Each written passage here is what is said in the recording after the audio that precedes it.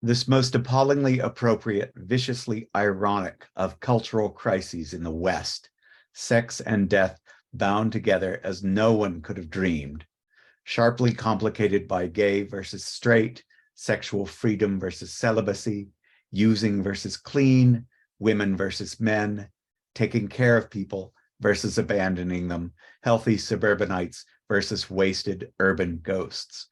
It exploded in 1981. There were cases before then, but we didn't recognize them. Suddenly there was GRID, gay-related immune disease, and panic spread in San Francisco, in New York, in London. I wonder if one of the difficulties with some art is that it is hard for it to tell an unfinished story. Maybe we can't really sum up an artistic response to AIDS until we know what will ultimately happen. A cure, with people celebrating on the beaches, as at the end of the film Longtime Companion. A vaguer but largely adequate response of symptomatic treatment and education. Or a terrible disaster scenario, banging shutters on empty buildings in the Castro, overflowing children's hospitals in Miami, corpses in the gutters of Bangkok, insurrection in Kenya, collapsing third world economies, closed borders. The list of plausible disasters from this crisis is already quite long, but we don't know how the story ends, what we are going to do, and what the consequences will be. That was from a speech that I made in 1995. Things have changed a lot since then, a great deal in some ways, not so much in others. As you know, World AIDS Day is 1st of December. They had the idea in 1987. They started doing it in 1988. One of the aspects of this, as I say, when I read that thing from 1995, I meant it at the time. It was scary. I was actually, at the time, I was a musicologist who didn't yet have a job, hadn't finished a PhD, and knew he'd be dead soon anyway, since I'd already done a couple of presentations on music and HIV.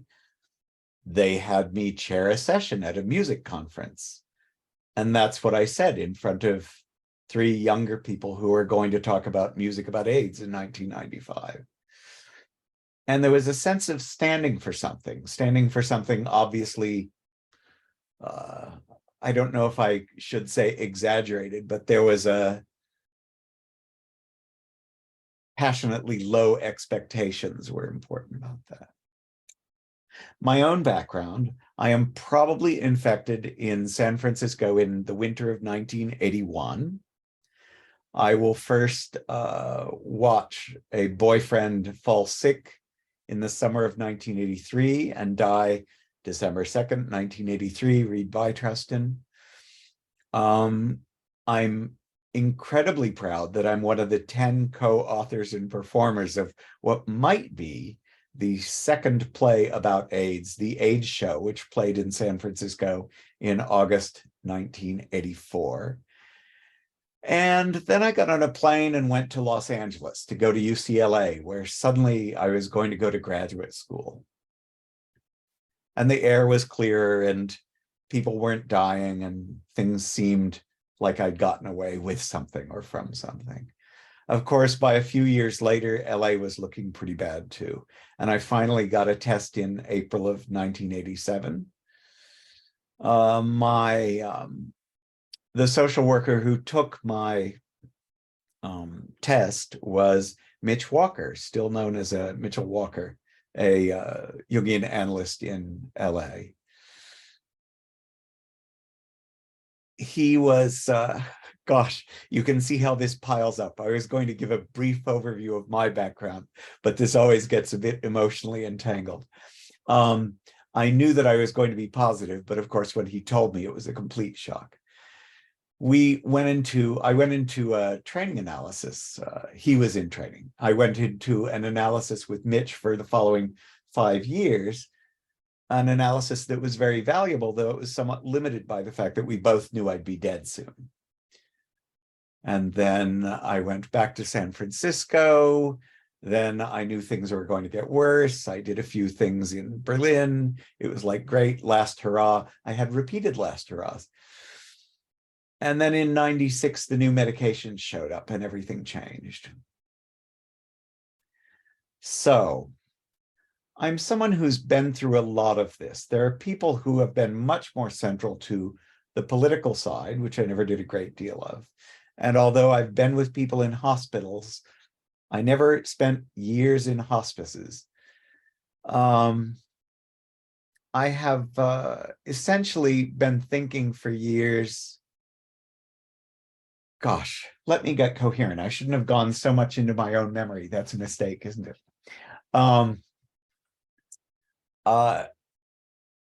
For years, I was writing occasional articles on HIV. And when I started entering this third phase of my life as an analyst, when I went to the Jung Institute in Zurich in 2009, because I was bored and lonely and didn't know what to do next, started training in about 2014, 2015, started deciding, I think I'll actually do this. Let's have another career. And realized that I'd been operating with rather low expectations, actually expecting to die soon for several decades, which has shifted. I also started to think about AIDS differently, which I did in my thesis for the Jung Institute, which is a sketch of something. I hope to do at least 2 books based on it and make it more coherent. And that is, a lot of things have happened. How can I put it together? There's this sense of vision, a sense of being able to look at the whole thing. Of course, we know, you know, the difference between sensate and intuitives among personality types. I'm very much an intuitive. And at times of the years, I would tell my students, you know, if I'm talking about too much stuff, just tell me to stop and be specific, right? So the same goes here, right? I have this sense since about 2014 that much of my experiences, the world's experiences, and the 5 shelves of books and the many CDs and DVDs I have that are from the culture of AIDS in the last 41 years, that I can put them together in a way that makes a sort of coherent sense. So I'm curious what you think of that and any sort of criticism or response. For me, things tend to hang together in a certain way, which is what I want to present today.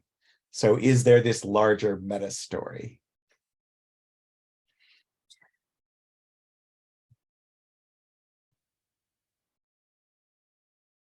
So a good chunk of what I'm doing today is based on the idea of the cultural complex. You know, Tom Singer has been big in this area, but a lot of people have talked about it for a long time.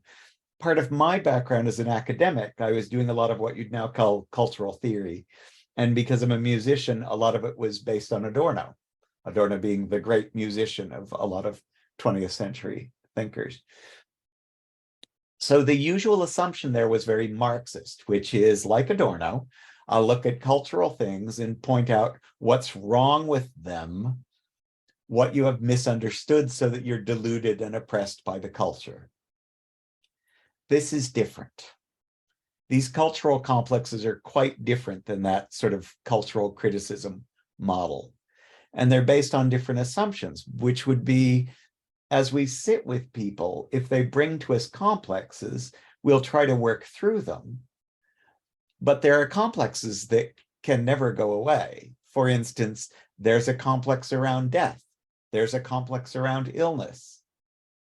You can't convince analysans or anyone that they should now relax and not worry about these things. They're deep, ancient terrors that will always be with us. We can change our relationship to them, but the complexes are not things that can be erased. They can only be faced. So I'm thinking very differently than that Marxist model, which tried to educate people to be, as it were, more rational about some of their relationship to things. So I'm looking at, what do we all face when we face HIV and AIDS? What are the projections and complexes? Some of them we might be able to resolve or reduce, but some of them are quite real. What are the charged feelings and images? There are images and feelings that people want to avoid, of course, many, many, many of them. But what if that's not the full truth of this? And what recurs in person after person, evidently or implicitly, sort of in the background? So I'm treating a cultural complex as something that is, it's something that exists. I'm not focusing on individual cases, except sometimes as examples. So I'm trying to look at this sort of map of grouped projections and complexes.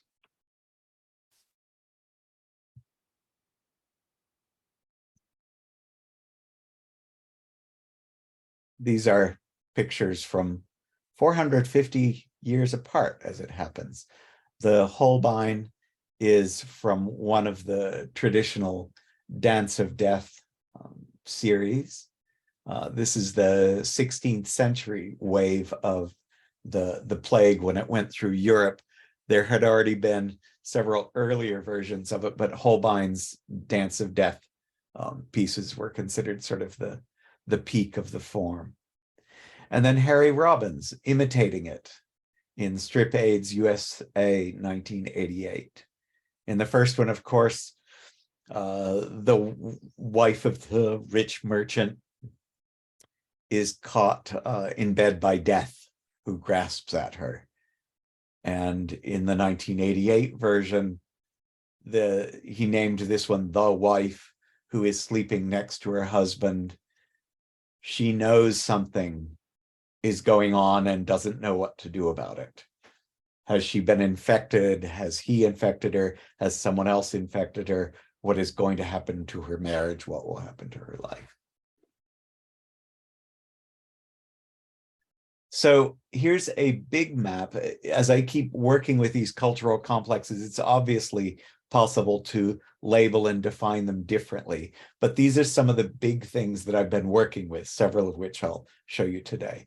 One of them is infection or taint, the revulsion, the disgust. What about a virus? Illness is proof of something. There's the world of fear and anger. Who gave it to you? What about terror and anxiety, all the way up to psychosis in places? Sickness and rot, the stigmata, suffering, scenes of death. And the problem of death and nothingness, death as a black hole, the apocalyptic sense of what might happen to the world, which, as you can see, I was definitely thinking of when I did that speech back in 1995. And the passionate body ended up being the title of my thesis. It's the title today. It's something I've started to realize is behind and under all of this. It's much more rich, much more energetic, much more alive. I worried at points about this presentation, as I have about several other presentations I was doing, that I'd look over it and go, oh my God, this is unbearably dark. Nobody wants to see this. I have lightened it up with some other material, but I am at the end coming to this passionate body idea. So that will be at the end of this discussion. And I'm not just tacking it on to cheer everybody up. I think it's very much the reality behind this. So that's where I am.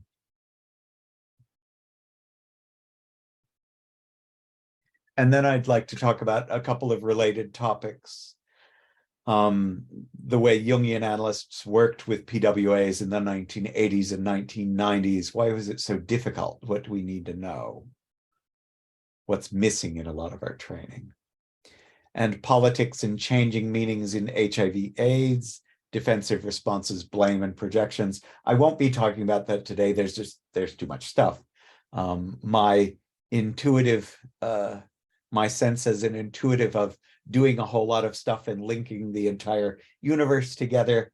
I promise that if we run out of time, I will happily cut things, because I'm sure samples of ideas are absolutely can stand for the whole. As I say, I keep seeing more possibilities in all this material. So I won't be doing much with politics today. But I do want to look briefly at HIV and COVID. Can they be compared?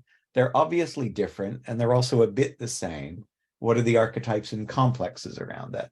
And how do they bring certain questions to the way we treat the archetypal, the cultural complex, where it's embedded, what's its reality, right?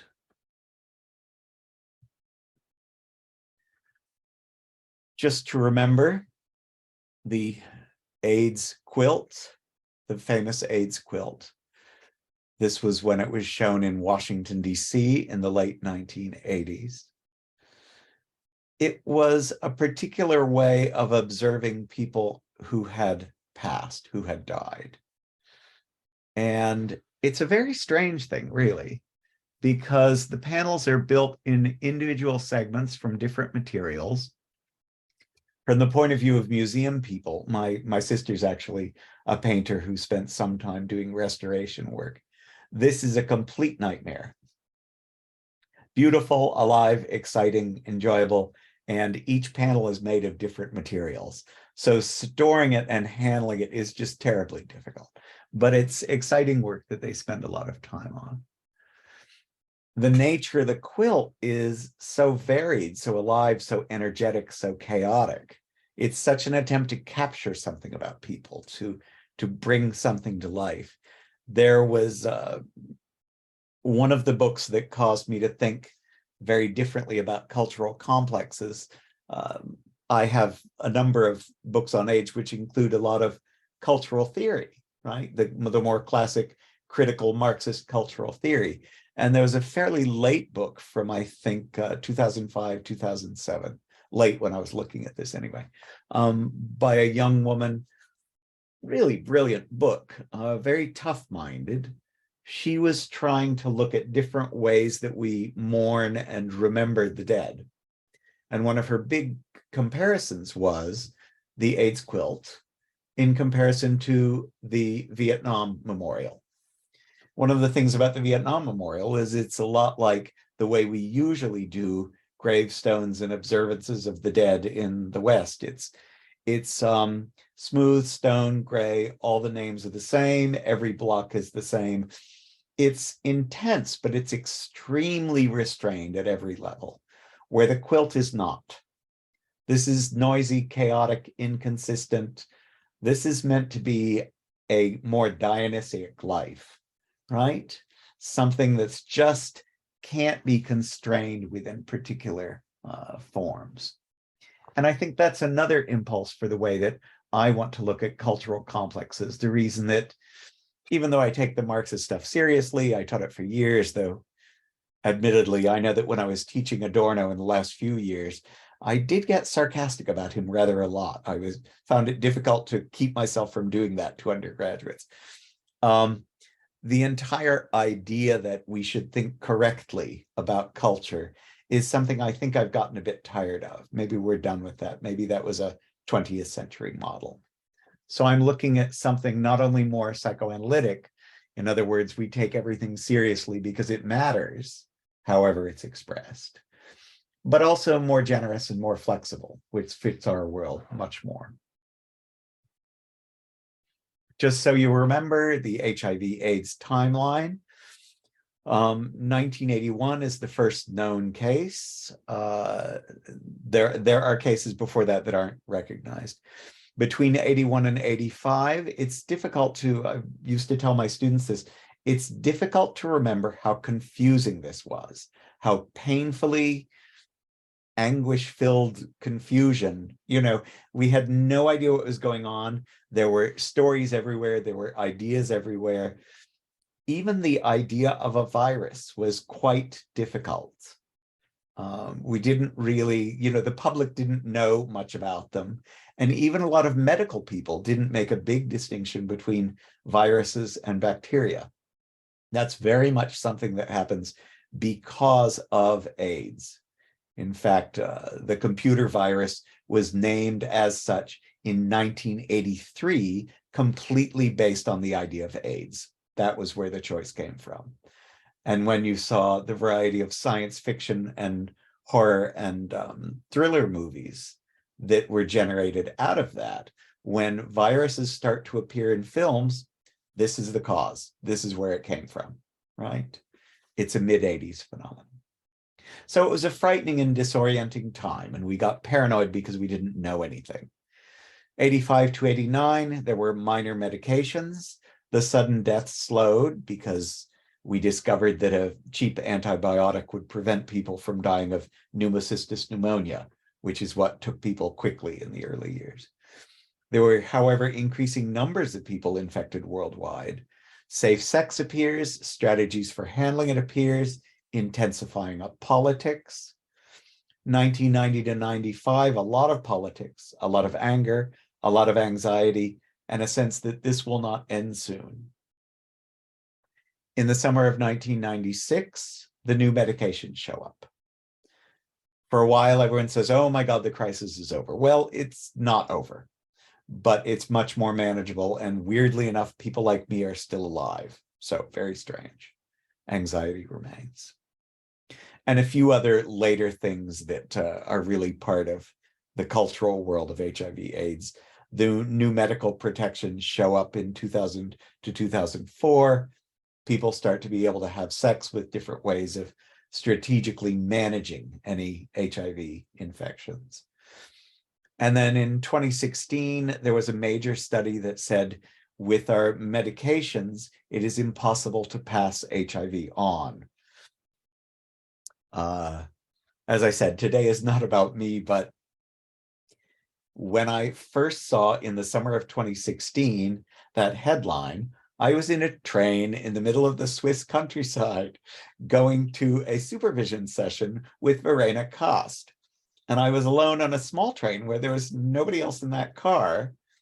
There's a German newspaper next to me that gives this study, it's impossible to infect anyone if you're on medications. And it's been proven at that point in a 10-year longitudinal study with many, many participants, it's definite. I burst into tears, which tells you something about emotion that I hadn't even known was there, right? So let's look at this complex around infection and fear. Infection is tricky, and taint I'm using as a sort of opposed word that overlaps with it. We know that infection is scientific, it's medical, it's reasonable. We're all educated people, we're taught to do this. We're even taught as children. We learn very early and very intensely, don't pick that up, right? Don't cough on people, wash your hands. Now use masks and gloves. We know how to do this. It's very clear, it's very definite, it's very real.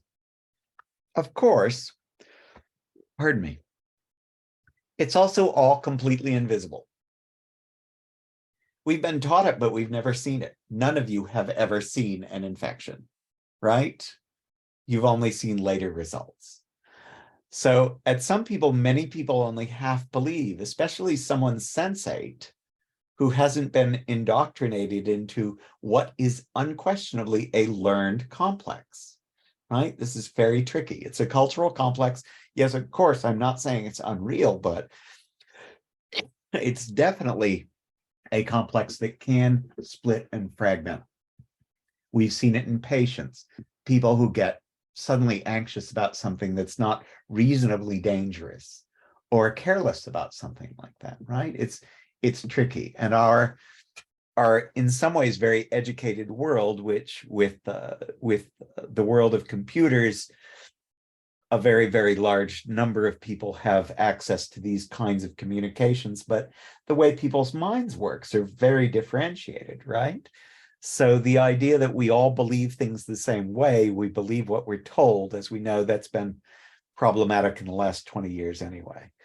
So all of a sudden, the appearance of people who, for instance, simply don't believe that HIV is caused by a virus or COVID, or don't believe what they're told, becomes quite obvious, right? It's something that we really can't be too surprised by. It's sort of inevitable with typology, belief systems, and how people understand the world. So that makes things much more intricate than I think a lot of people understand. An associated idea is taint, right? Being tainted. it's a much older word in English. I assume it's familiar to everybody. It's much more about being associated with something tainted. It's much more magical. It's much more malevolent. And the complex around infection does frequently collapse into the symbol of being tainted, right? One of the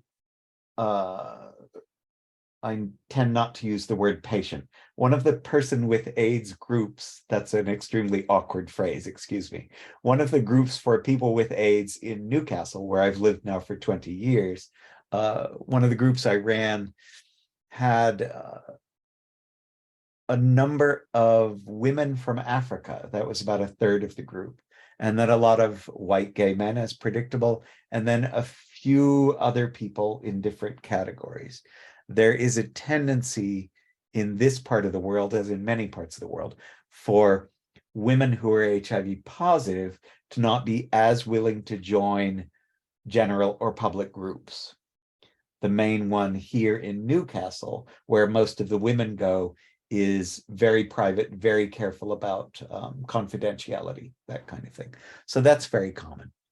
But one of our African women who'd been suffering from increasing health problems over the years was in a wheelchair.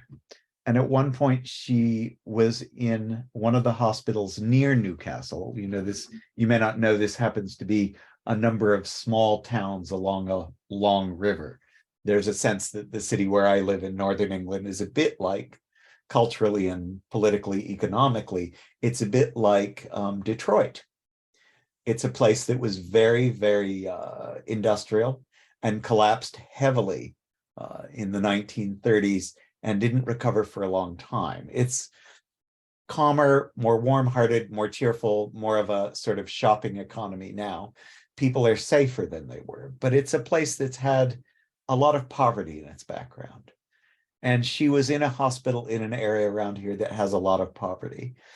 So she would always tell the story of how an intern double gloved himself to push her wheelchair, which is very strange from the point of view of infection. You know, you'd think an intern in a hospital would know something about infection, what's plausible with infection. They've been educated in different ways, but he's putting on 2 sets of gloves to push her wheelchair. She, of course, is indignant, enraged. She feels as though she's seen as being tainted in a way, as being, you know, a source of a kind of bad magic that certainly exists around a lot of these ideas of infection. This is a current poster. I'm sure you've seen these kinds of things before. They're relatively common. Any HIV organization will produce something like this. You can't get HIV from kissing, hugging, sharing food, insect bites, toilet seats, bathing, sneezes and coughs, sweat. And the whole idea would be, do people have a precise idea of what is sensible, what is safe, and what is not safe, right? The same thing has shown up with COVID. When the other problem with that, as you'll recall, was the entire series of early discussions where medical people would come online and talk to the general public in medical terms, in medical ways. They would imply that things were somewhat statistical, somewhat unpredictable, and most of the time you wouldn't get infected this way. Of course, normal people could not hear this with any calmness, right? The fact that this was associated with illness and death meant that they absolutely had to have a definite answer, or they heard the entire conversation as noise, or as nonsense, or as indecision, right? A problem that we still struggle with. So there's this whole problem of how we perceive infection. Very complex. And of course, medical people fight with this every day, as we know. This is from 1988, Masami Teraoka, Japanese-American painter who was bringing back the world of ukiyo-e, the sort of racy underworld of 17th and 18th century Japan. which often featured prostitutes and other kinds of sort of gambling, this sort of thing, the wild parts of Tokyo, that kind of thing. And he started trying to do a new series, the AIDS series, where, for instance, he's done this, the geisha in the bath, and she's opening condoms. So he's trying to connect to Japanese history and art, and also something modern, and make something beautiful. This is a very interesting series. He's done a lot of very dramatic things. And one of the things he's enjoying, as is actually pretty traditional in ukiyo-e, is giving you something very charged, very beautiful, with lots of sort of resonance. So she can protect herself, but it's a complex picture. There are layers to it, right? Do you want us to hold questions until later? No, let's go. Ask me. Can you go back to that picture? Yes. Yes. What I noticed is she's not just tearing open the condoms, it appears that she's broken the condom. I can't, the one that she's actually holding, I can't quite see that. You can see the yellow disc is the... Yeah, you're right, because I was gonna, my imagination flew on that one. No, I understand. And you'll notice your mind went there.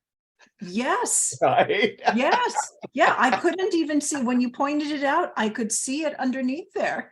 Is my face turning red? Of course. No. You're making perfect sense. This is completely reasonable. We are charged about this. I don't care how educated and smart you are. This is highly charged. Yeah. And I think, for many of us, I realize this isn't true of everyone, but for many of us, there will be a resonance of, don't pick that up. Don't put that in your mouth. Right? Yeah. Those are pretty normal. There will probably be somewhat different in different cultures. They're probably pretty common. But at the same time, if you've had a different kind of upbringing, or if it's been unpredictable, if you're a deeply sensate type who has trouble believing things that are told to them in an authority position, if you've got a lot of tattoos, and when people have gone, oh, that's risky, you've gone, what is your response going to be to a government statement about what you should do? You see the problem, right? Mm-hmm. The fact that this thing is invisible matters. Yeah, I've also been reflecting on how far into our history this notion goes. It goes, beyond AIDS. I was thinking about even when explorers or doctors were sent into different places in the United States, they would check them out to see if they were healthy and clean for Americans to move into. And it was based on who's there, how likely are we to be affected by it? Is the ground itself healthy? There was all kinds of imbuing about infection. Well, even before pardon me, even before modern ideas of infection are accepted, taint goes all the way back. And of course, they'd be judging and assessing that in different ways. Is there a miasma from this river? Is there, right? Yes. It wasn't, they didn't know about germs at that point in history. Yeah. But they'll intuit different kinds of what's dangerous, what's not, and it will sort of move around in different cultures. Night air is bad air. You do know that, I hope. So that is an old statement of that. There were cultures that believe that. So even today, that's very complex. I'm sure this happens in every city that we know, but I know that, for instance, an important function by some of my colleagues in some of the HIV groups is education in schools or in the rough parts of town, right? But sometimes you're speaking through a cloud of, I'm sure you're lying to me. I know you're trying to confuse me anyway. I have no idea what you're talking about. I have no idea what the basic principles of what you're saying is. It's much more problematic than we tend to treat it. And it is an induced complex. So we have to sort of understand and accept that that is a limitation. We can't perceive it.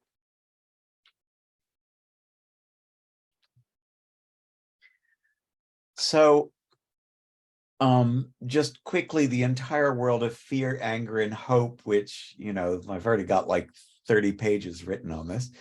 So I won't put you through that. I probably mentioned this already. I know that in every time I've been doing these presentations, and even the last 3 years, this is interesting. I've taught, let me back up a bit. I taught a module on AIDS and music in my university job 6 or 7 times in the last 20 years. I retired from that job in February. And it's always been complicated at some levels, but it was surprising to me that 3 years ago, the last time I taught it, I was finding it more upsetting, more emotional to show these lovely young 20-year-olds in class difficult things, dark things, frightening things. And it's interesting that that is still sort of hanging around with me when I give these presentations. So there are points where I'll give you the dark stuff, and there are points where I will back off a bit. So in this case, if I'm going to think of fear and anger and hope, let's look at hope for a minute. These are all from different parts of the AIDS Quilt songbook. This is a 4-minute song. It's actually written by Janneke van der Velde, who is a Minneapolis composer. It is an example of sort of quasi-new age, quasi-minimalism, very sort of 80s, 90s. My music students would recognize this immediately. And it's based on a text from a book that I actually have, Positive Living, which is a book of texts, poems, memories by women. I only have 3 or 4 books like that. There is a tendency for there not to be as much material from women as from men. But this is, like many of them, anonymous. We only get her name, Susan. And, well, you'll hear who she is. This is a musical setting, but I think you'll understand what's being said.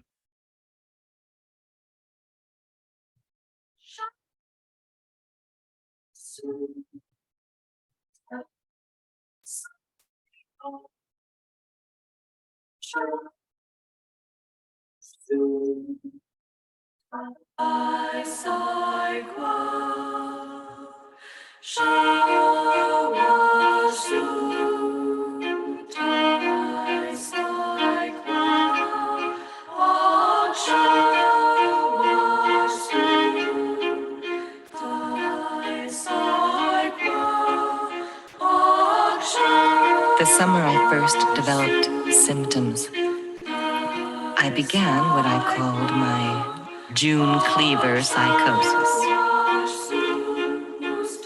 On good days, inviting a multitude of kids in for sandwiches and cookies. Tempted to believe that a shirtwaist dress and apron and the preparation of food might ward off the virus. Like a cross does a vampire.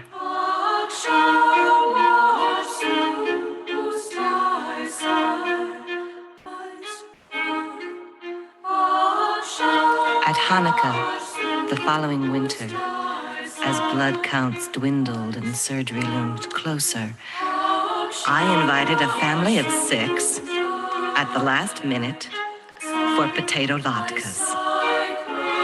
Relishing the anxiety of not being able to grate enough potatoes in time, I magically produced the golden latkes. A good stand-in for the blood platelets I was unable to maintain.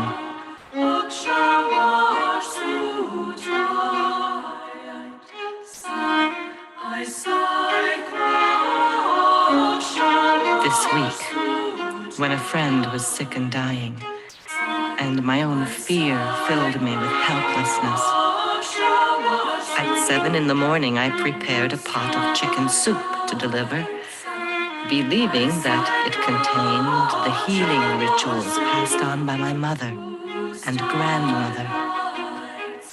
the joy of feeding so genetically a part of me. More potent than any stress management activity.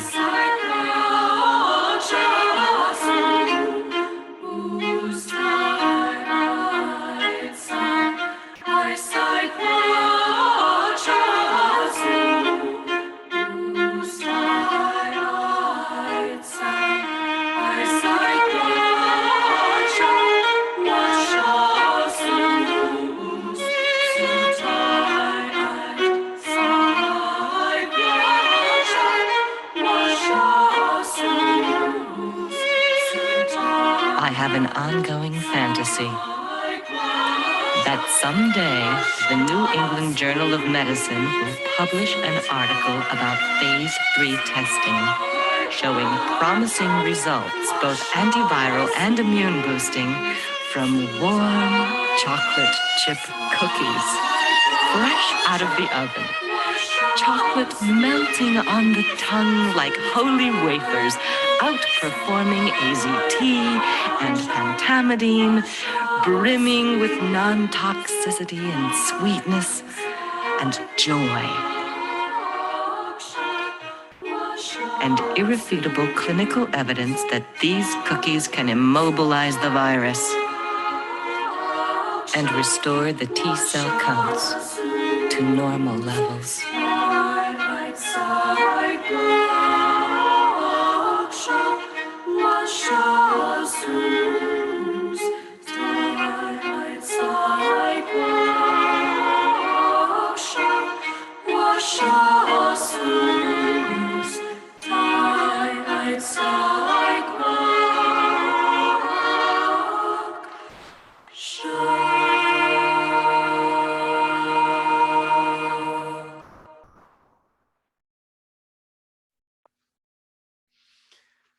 That is a favorite piece. Incidentally, the chorus, the women's chorus, with that lovely irregular violin and the chorus, I thought in the 90s they must be singing in Hebrew. And I did check with Van der Velde, and she said, no, they're nonsense syllables.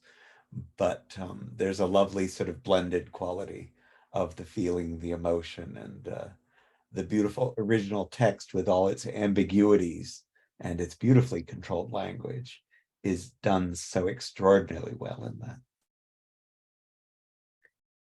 Any responses, any questions on any of this so far?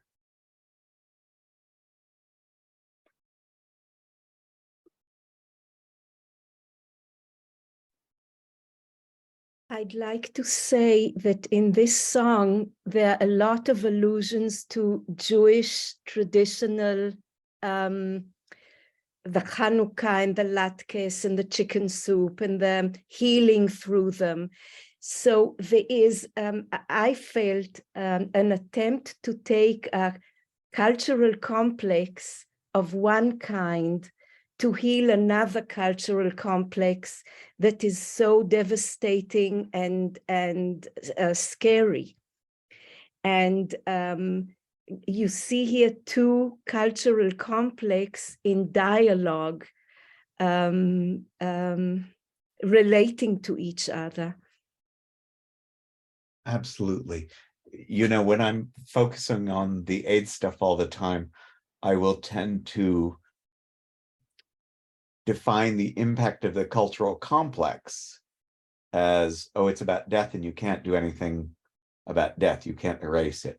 But of course, this other complex, even though it may be Jewish and Central European and particular kinds of food, it will also be support, love, life, right? So that has its sort of body in the real world. It's not something that could ever be, it's not something that would vanish. Even if the terms of it might change, it would be life, right? Mm-hmm. And that's pretty huge, actually. That shows up in a lot of this material, I think. It's life, it's eros, it's generative. It's like, you know, the power of light confronting or life, confronting the powers of death. And Absolutely. what we as humans can do to energize ourselves with this positive power. Absolutely. It's interesting the way the text goes, because she talks about anxiety and thinking, and she's imagining different problems for herself and for others. Then she has the neighbor children, and then she has to do some cooking. And all of a sudden she'll start making some connections. You have that sense that in her mind, the way the complexes are working at the moment is she does have a secret, right? She's not telling the neighbor children or people around her that she's scared. So she's doing things that are full of life and energy and sharing and tradition while she's worried that her world is ending. And then she'll cause them to intersect. She'll sort of go, can I bring all this life that I have connections with to all this death that I'm worried about? I'm probably just reiterating what you were saying, but at a big level, this is a powerful structure.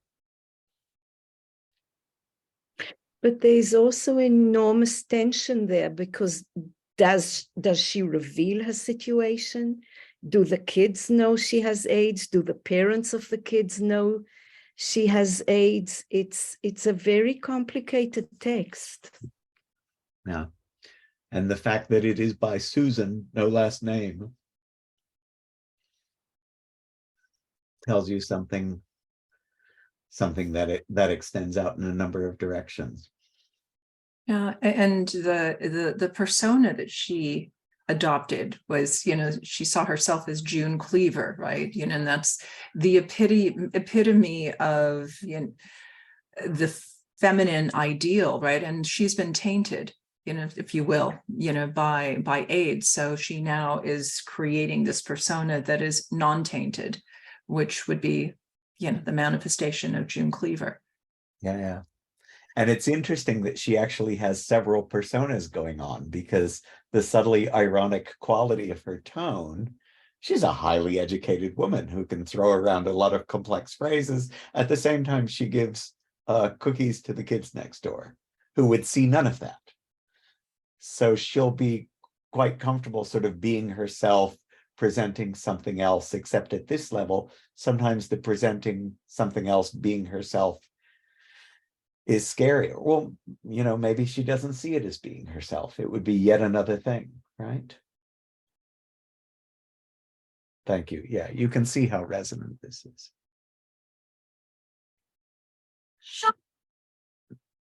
And this is a bit too heartstring pulling, but this is from a collection of a portfolio collection I have that was produced in New York. It was 100, gosh, I can't remember now. Sorry, I can't quite see it. 100 somethings, pardon me, that came out in 1988 that was, actually it's a bit more than 100 different artworks and pictures by different people with HIV. This is by Scott McDowell. It says he's from Seattle. He's born in 48. This came out in 88, so he's 40 years old. And it's called My T Cells Are Multiplying. Now, when I looked at this as a picture, it's like, oh, well, then, yeah, okay, whatever. This isn't a picture. It's a bowl. This is a glazed bowl that has that pink glaze with the edging and dots of gold and black that he's done very beautifully. And it obviously resembles a Petri dish. So these will be his T cells, the good cells, the cells he hopes will save him. And he's done it as this beautiful piece of porcelain. So there's something very beautiful, spooky, eerie about it. It's technically medical, but this is art, right? The material has transformed it into something else. It's worth remembering, most of these people are, of course, gone. I have no idea where Scott McDowell is, but I don't expect that he's alive, right? So this also changes the meaning of these for us.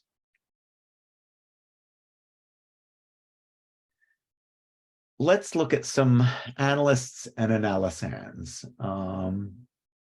This is a reduced version of something I was doing in, this is for the next hour. I was thinking of doing a reduced version of something that I was doing in the IAAP conference this summer. So this is a somewhat different version, but we can also be a bit more flexible and take it apart more. I do have a text.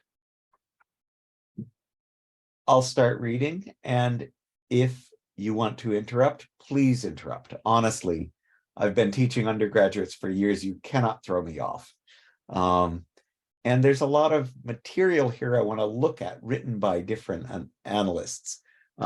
So yeah, I'd love to discuss this. Interrupt me if you like. A lot has been written about HIV/AIDS by psychologists. The American Psychological Association produced 2 substantial bibliographies before the introduction of protease inhibitors in '96, with more than 6,000 entries. Before '96, most of the writings focused on serious health problems and the prospect of dying.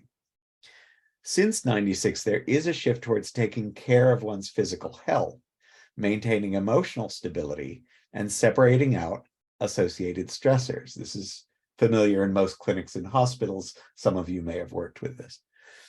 But I'm looking at people who are taking a specifically analytic or psychoanalytic approach to the condition, especially those who are close to this peculiar intensity of all the problems it involves. These are, by the way, 3 out of my 4 shelves of books on AIDS. I've collected a lot of stuff over the years.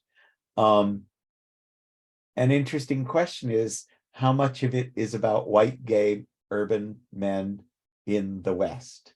And most of it, right? So since I've always been looking at sort of cultural materials, I've tended to end up with a lot of white gay men, with only some representation from other groups, which is very important these days. But my tendency is to include other populations when I can, and to not skip over things because only white gay men are speaking. Because even in the group that I've had the last 20 years here, you know, we had that very familiar experience of the 3 HIV patient groups that I've been in. Ours, the one that I was running, that we closed down about 2 years ago, we would give 12 times a year presentations on our experiences to the medical students. And then when COVID came, they stopped, and now they're changing the program. But it was a fascinating and really powerful thing to do. 12 times a year is quite something. But we were always struggling to have people speaking who weren't white gay men. The women generally didn't want anyone to see them. Any of the African men or straight men didn't want to be seen with us, right? It was, so it was always tricky. And I think that's part of, there's such a massive material around AIDS, but of course it doesn't represent the entire world. You know, 40 million infected and living with at the moment, 40 million dead. So there's no way to quite even that out, but I've tried to be as representative as I can. When you talk about AIDS, most of the therapeutic literature is oriented toward containing extreme anxiety, fear, and despair. So they'll define AIDS as an unusually difficult situation. A lot of these publications try to train people in basic medical information about HIV/AIDS. So that will be the reasonable, rational approach, which is very important, very powerful. But as I said, with the whole problem of infection, it has its limits. There are things it doesn't quite handle or quite touch upon.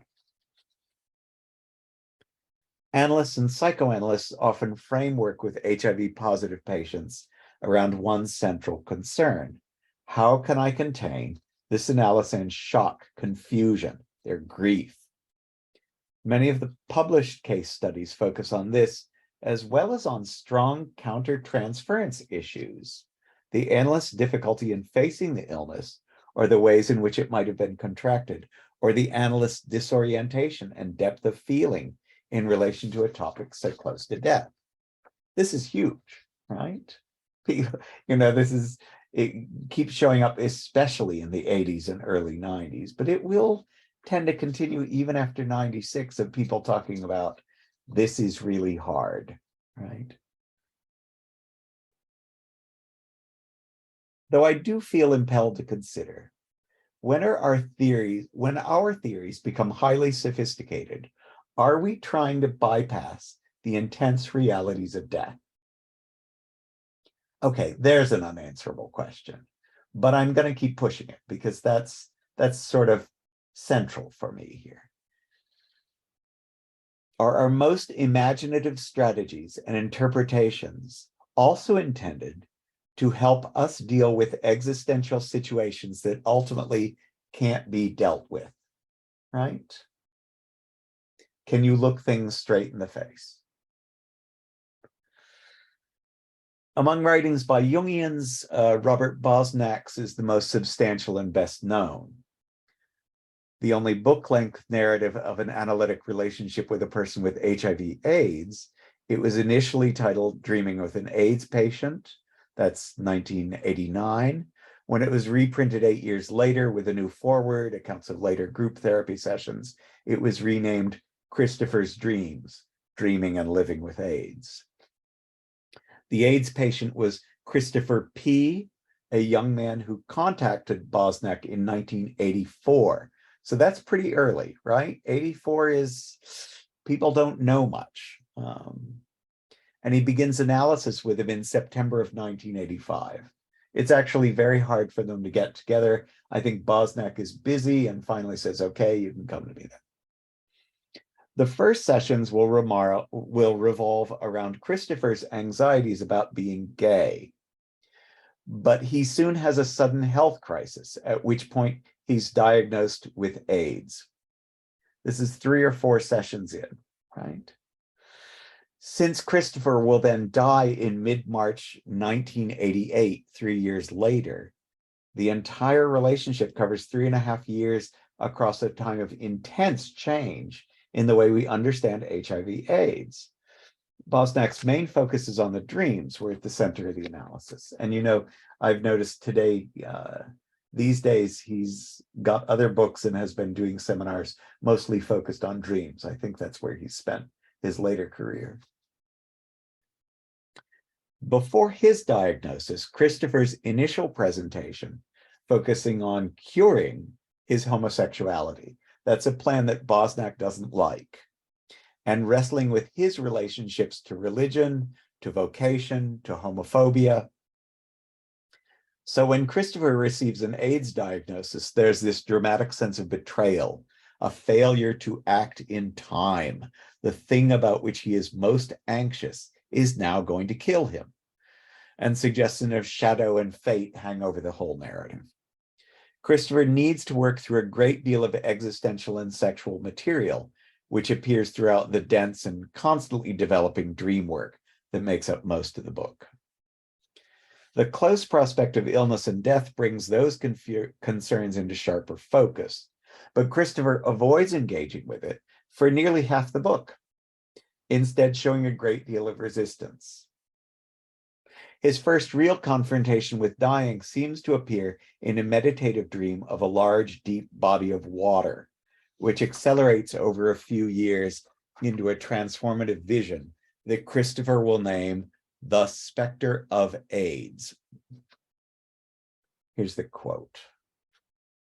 This is the specter of AIDS. This is Christopher himself talking about his the drawing that he's created from his dream, the figure that's appearing in the dream. This is the specter of AIDS. I know that I've been trying not to relate to AIDS at all, but now I must face AIDS. I keep looking at him. I'm terrified. I feel dark through and through, dark and forsaken. Then I cried. When I stopped crying, he had gone. For several days it went like that, but it was different because I invited him. Somehow that made me less scared of him. Pardon me. Christopher imagines an array of Christian figures that cross through light and dark, good and evil. And then abruptly and powerfully, he integrates them. This is a shock. Remember, this is halfway through the book. We've been putting up with him going round and round different, I don't like the Black people at the church. I don't like being gay. I don't know what I'm doing. I don't know what, right? And he enormously changes here. I know that to really love God, I have to love him when his face is averted. When he comes to me in apparent darkness, with this insight, something has changed about the specter. I begin to see light. He is opening up his mantle, and I see eyes, thousands of eyes looking at me. Pardon me. I know that these are the eyes of Shekinah, the female aspect of God dwelling in the world. The light is magnificent, and I feel seen. I feel totally seen, and I feel loved. This is, by the way, really charged in reading the book because really you just have not heard this kind of thing from Christopher up to now, right? He is more fragile. He is in poorer health. But when he crosses to something like this, it's like, wow, okay, we have gotten somewhere, right? This startling integration operates across several levels. He's doing male and female, good and evil, darkness and light. But in the context of Christopher's narrative, it's really unexpectedly forgiving. Christopher's many anxieties and dislikes have appeared in jokes, rationalizations, and though challenges arise frequently in his dreams and in the external world, he resists acceptance of himself and others over and over and over. That's the whole first half of the book, really. Now, this is interesting. In contrast to his analysand, Bosnak himself engages deeply and honestly with the countertransference, including simultaneous disgust and attraction to homosexuality and unexpectedly AIDS. Bosnak's straight, and he's young, and he's Dutch in, I believe, Boston when they do this. They do move in the middle of it, but and Bosnak is obviously energetic, lively, but also self-conscious about what he's doing, because I think he's only been seeing patients for about 5 years at this point. Bosnak, let's see. Around the time of the climactic point already mentioned, Bosnak becomes aware of a desire to contract AIDS and imagines it in a way that allows him to pass through the fantasy and recover. So there's something, I have to say, really brave about what Bosnak is doing here. And he knows it. He's pushing himself. He's saying, I need to do that. There is ambiguity in the emotional resolutions that complete the book. Bosnak seems to complete a difficult journey, while Christopher seems to move more fitfully through a more tentative sketch of that journey. Christopher draws a great deal of strength and a qualitative vision of self-acceptance from Bosnak. He's got the feeling of it, right? The analysand's process rides on the back of the analyst's process, and the increasing urgency of sickness and dying both allows and forces him to leap past his shadow experiences towards a certain level of healing. I know I'm being rather judgmental about this, but it's really sort of so embedded in the book. There's that sense that Christopher is still fighting with all of the things he doesn't want to face in the world and in himself. But because Bosnak moves a bit faster, Christopher will follow him and will be at a great deal of peace when he's dying. When Bosnak later talks about Christopher's individuation, he mentions images that are often tied to the most intense complexes around AIDS. So this was a later interview after the book. Christopher's dying was paradoxical, that he had two ways of dying. One of the worst things he felt was that he was being cursed. If he hadn't had the work we did together, I think he wouldn't have had the experience of feeling that there was also blessing going on and that the curse had been lifted. He felt that his image was absorbed in the continuity of the Christian image, the Pietà, and thereby his soul could rest within that myth. So there was a resting that took place on the one hand, but on the other hand, there was the terrified animal who felt only the horror of dying. Individuation is the coming into being or the coming into consciousness of the fundamental paradox. So even Bosnak is saying this was tough, but we got somewhere, but Bosnak will also carry it to the point of saying, this is also a fundamental paradox for all of us, right? None of us really get to escape this. These qualifications suggest patterns that seem common across the whole network of AIDS experiences. A person who is already already damaged, because of being gay or being sexual, drug use, etc., responds to an overwhelming concretization of damage, the illness, right? You'll pardon me, I'm actually remembering a joke from the late 80s that I suspect I made up. I don't know if I heard it from somebody else, that being HIV positive, having AIDS, was proof that our mothers were right, which is a somewhat horrific thing to say. And I know that my mother didn't handle it well. So for me, that was a very, very bitterly true thing that my mother, I'm half Italian, half Greek. My mother was Greek Orthodox, which her approach to religion was a lot more severe than my Catholic father's. And it was hard for her. When in 1991 at Christmas time, when I wasn't looking well, I told my family I was positive. My mother said, "I knew it." And then unfortunately, a lot of guests arrived. So everything kind of froze in a weird way for a couple of hours, and the party didn't really take off, and the guests left, I think, wondering what was wrong.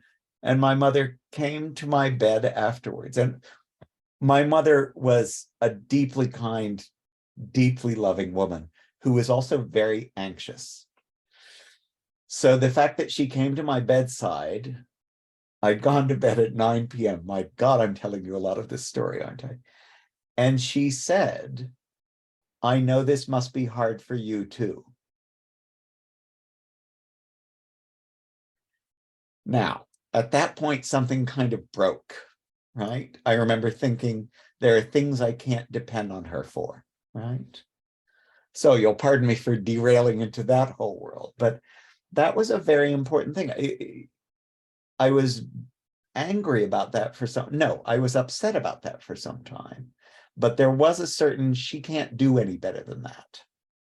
And over the following 20 years until her death, she was, the following 10 years, she was kind and non-committal about it. She was supportive. She wanted to know how I was. She didn't want to talk about it as AIDS, but she wanted to make sure I was taking care of myself. And I think that's the best she could do. So pardon me for derailing this into my story, but you can see that perhaps that's a version of what Bosnak is saying here with the fundamental paradox, right?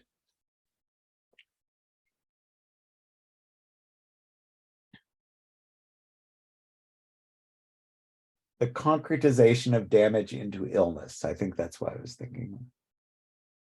But we respond to that with strategies that are defensive and masochistic, followed by a decline that may galvanize the patient to move through individuation more quickly, ending with a frequently truncated or incomplete process. I've seen this in a lot of the case material from the 80s and 90s.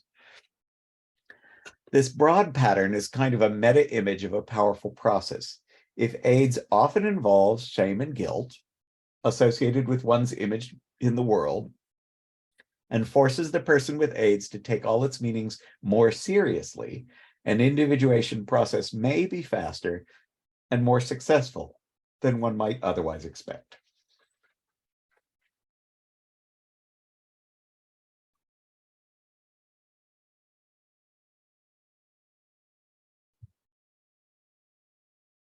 This is another beautiful, beautiful photograph from a small series from that same portfolio. This is from 1989, Jack Carroll's Reflections of You. There are a lot of publications by Jungians and other depth psychologists in response to HIV/AIDS, including work by Wirth and Beebe and Hopke and Blechner, France, Ruffino, DuPont. I think you know some of these people, right? Some of them are your colleagues and friends up and down California and Switzerland and London. I want to look at some whose work outlines not only enormous changes in understanding HIV, but shifts in the Jungian engagement with the topic. And I'm going to talk about Sachiko Reese, who is one of your colleagues in Los Angeles. And I hope this is okay. She, well, let me tell you, she published a case study, and it is published, so I felt free to comment on it, where she's actually reflecting on what went wrong with one of her analyses of a person with AIDS. So it's tough, but she was very clear about it, I thought. So Sachiko Reese, a Los Angeles sandplay analyst, explained her sessions with an increasingly ill PWA beginning in 1990. She gave this talk in 1998, some years later. Since Reese and the analysand were both Japanese American, she focused on cultural reflections, but an underlying story is about social and personal reserve, blocking an engagement with difficult subjects in a case where there's little time to waste. The analysand, Japanese American man, presents as rather contained, nearly as anxious that people might discover he's HIV positive as he is about dying. Difficult experiences with lesions, sicknesses, and medications. Of course, the main antiviral in 1990 was still AZT in high and therefore toxic doses. Generates fear and avoidance. Reese explains a loss of soul connection. A link between body and psyche was hindered. Therefore, the psyche's function for wholeness was lost. At one point, he asks when Reese will tell him to do some sand play. She says, when you feel like it. And he laughs at his polite reserve and says, I've wasted my time. I believe this is a serious concern in working with the ill or dying. The kind therapist who is concentrating on letting the patient move at their own speed ignores the importance of time. A certain assertiveness is important here. If time may be short, there should be a willingness to push analysands as much as to accommodate him. As I say, Reese is quite self-critical, and apparently it was at the beginning of her practice. She'd been practicing for 2 or 3 years. Reese's analysand makes 12 sand play pictures over 10 months, telling the story of a fairy tale prince who's cursed with a short life. The central problem is not the fact that his life itself is short, but whether it's possible to come to terms with his life and death in that time. At one point, he falls into despair, saying, death is near. Reese disagrees defensively. Again, this reflects the analyst's difficulty, which may get in the way of the process. Writing some years later, some years after her patient's death, Reese remains painfully aware that she threw away valuable time because of her own resistance. When the analyst pushes back against reality, refusing to accept what is obvious to the analysand, there may be an opportunity for roles to be reversed, and the analysand to say, it is true, you must accept it. If the analysand has to point to something the analyst needs to do. It's interesting, you know, Reese speaks of herself as young at the time, and I do absolutely understand what she found herself unable to do. But that raises questions about how should we be training people, right? You know that medical people have to work in the emergency room. They have to work with cadavers, whatever their ultimate plans, right? And I know that we teach so many things in our trainings, but maybe some introduction to death, even if only conceptually, is absolutely necessary. They have to be ready for the fact that there are points when it will come into the room.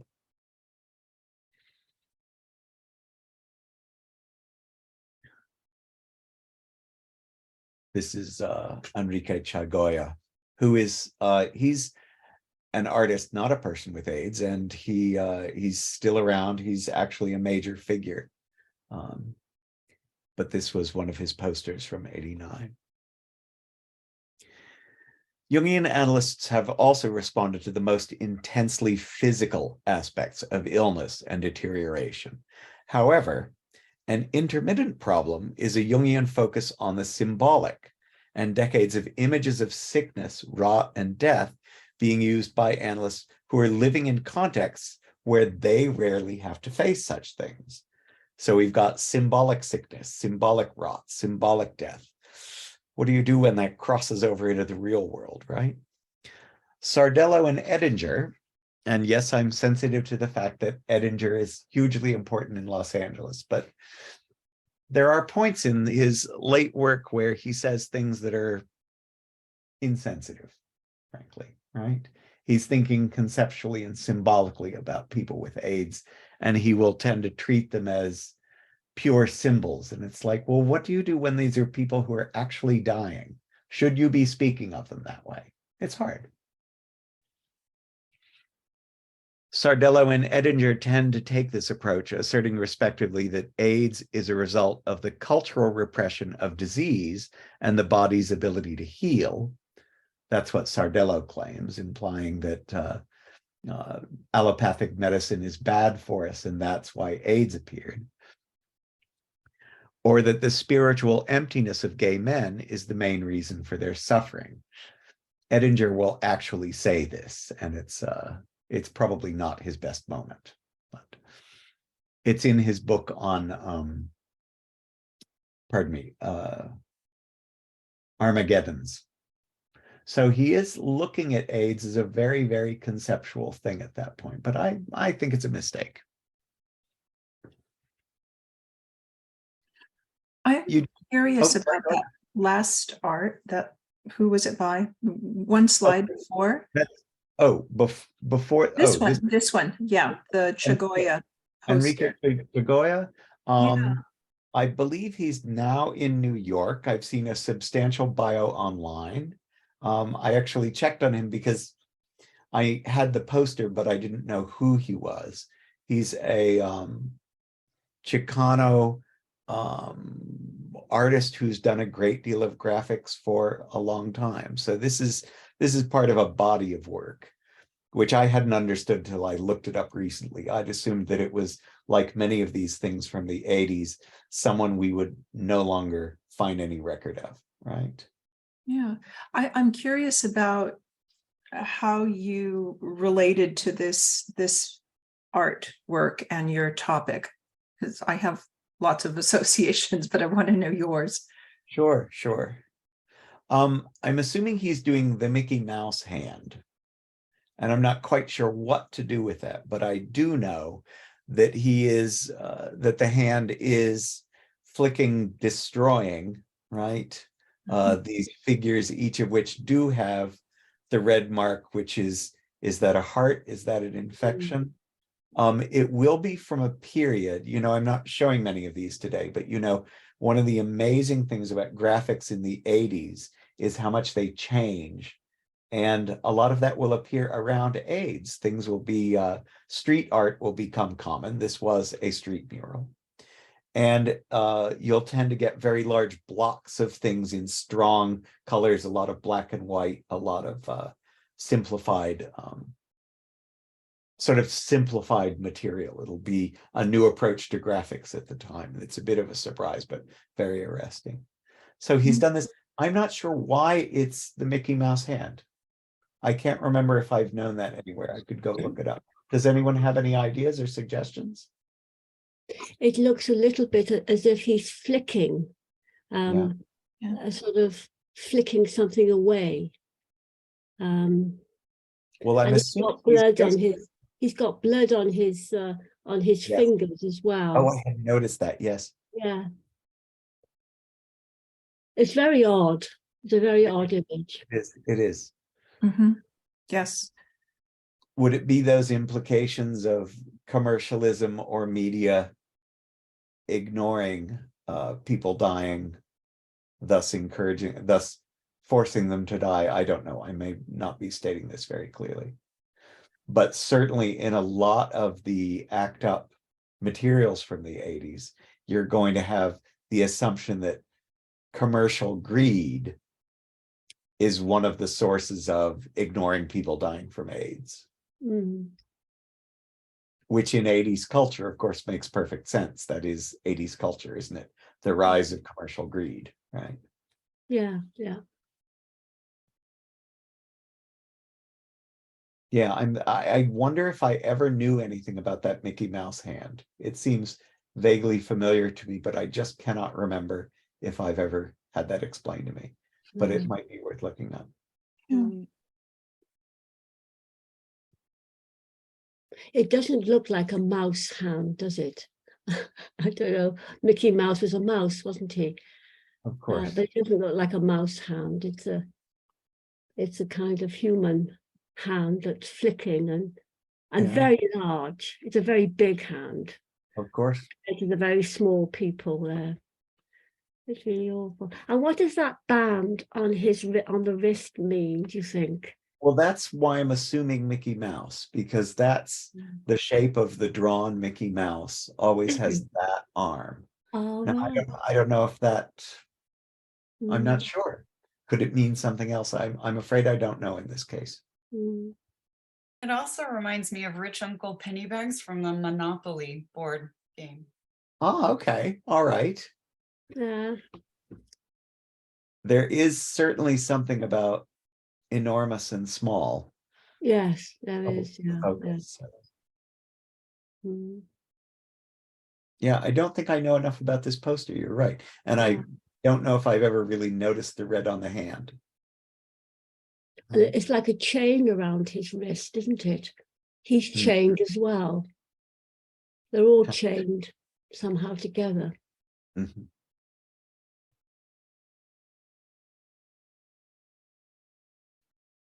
have to look this one up. Curious about it. It's compelling, isn't it? It's just when you start looking at it, it's more complex than I'd realized. Okay. Sorry? Okay, I was just muting myself. I've got a cough. Oh.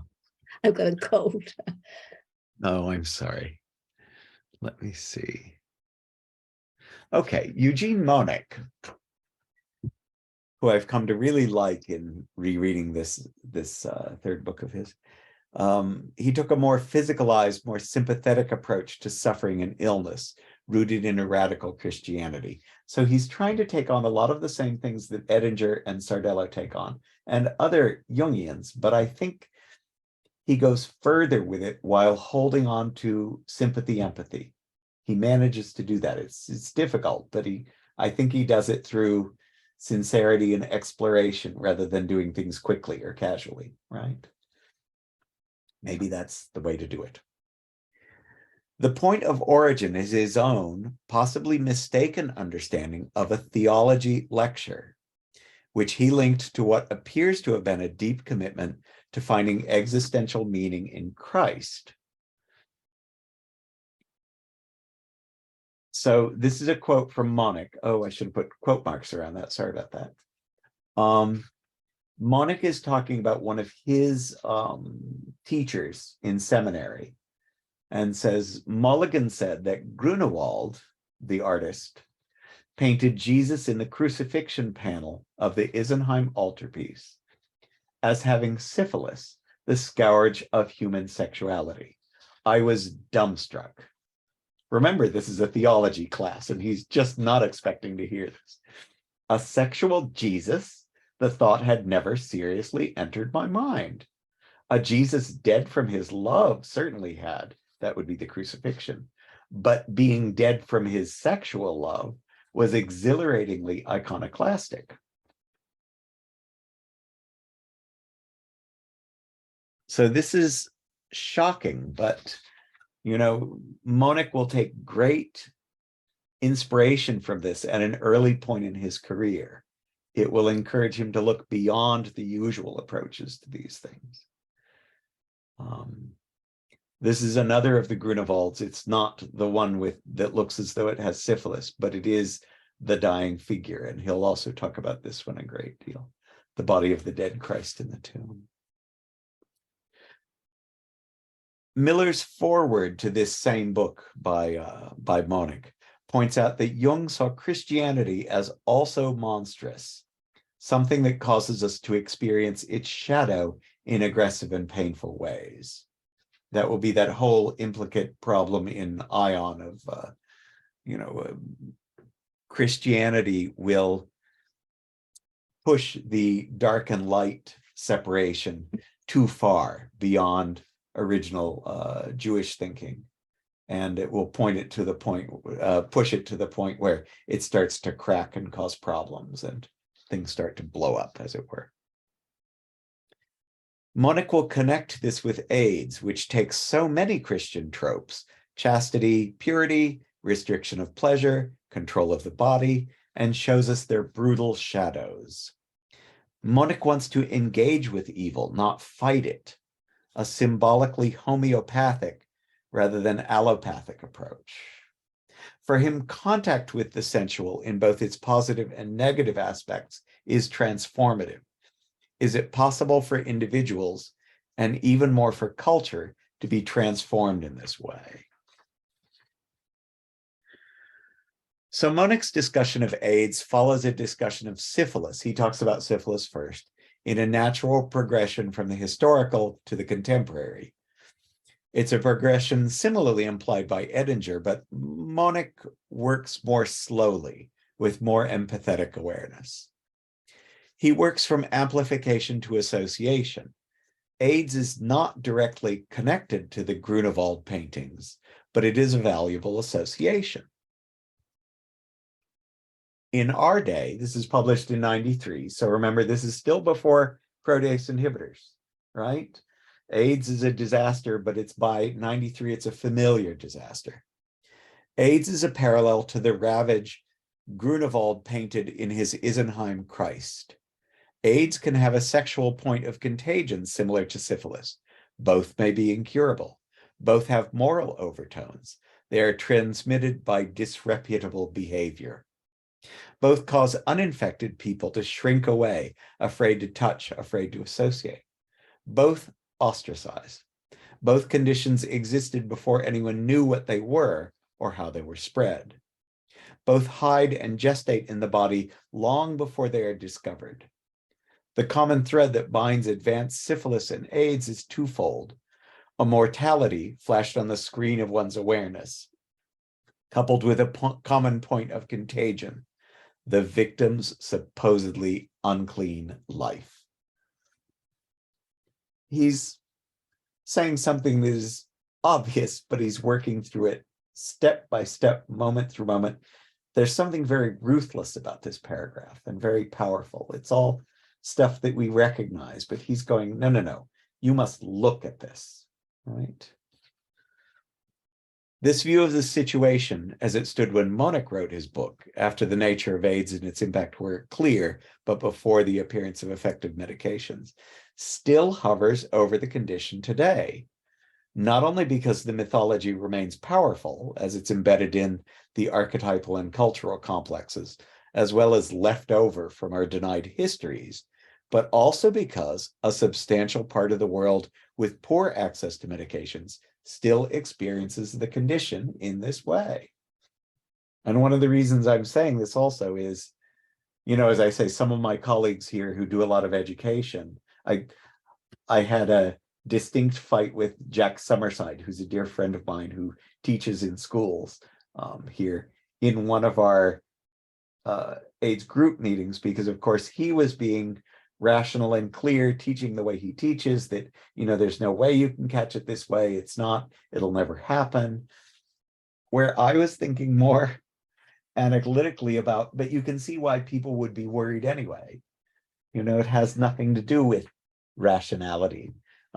We did have a rather nasty fight about that. We've recovered, but it was, I think there's that, you know, what Jack is doing is intelligent and powerful and entirely rational. I suppose because I'm doing psychoanalysis, I can't assume that the rational world is the totality of the world, right? It just ain't.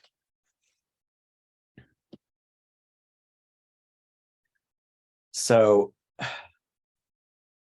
Monick says, once one becomes HIV positive, there is little one can do to prevent the collapse of the immune system. Certainly true in 93.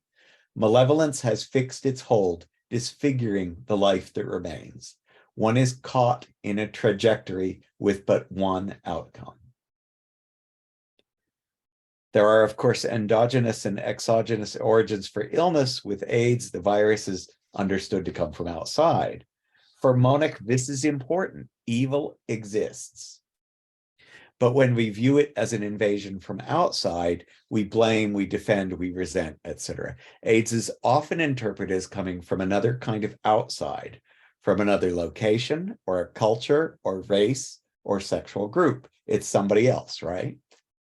And that has resulted in fantastic plans and policies, exiling American PWAs to Utah or British ones to the Isle of Wight, right? Or the entire, literally, this shows up all the time. You'll only get it if you have sex with people from wherever, right? Thailand, America, right? This kind of thing. Connecting this problem with his central assertion, the quasi-Buddhist statement, suffering is a condition of life, is a demanding project. In many ways, liberal policies that don't include, in many ways, liberal policies that don't exclude people or populations are doing what Monick demands. Though their justifications operate at different levels. They're thinking socially. Monick is going to the existential level. Monick's interconnection of disease and sexuality, evil and innocence, does involve a kind of Christian anti-sexuality, but it resonates more deeply from an analytic point of view. So he'll say, here's the second paragraph here, disease becomes, literally for some, metaphorically for everyone, sexual wound. There is no escape from its potential once one moves beyond innocence. Now, this is tough. This is not meant to be cruel. He's just trying to be real, right? So this is not something that we get to avoid, sidestep. And that will be one of the problems in many discussions that people have. They want to make things go one way or another.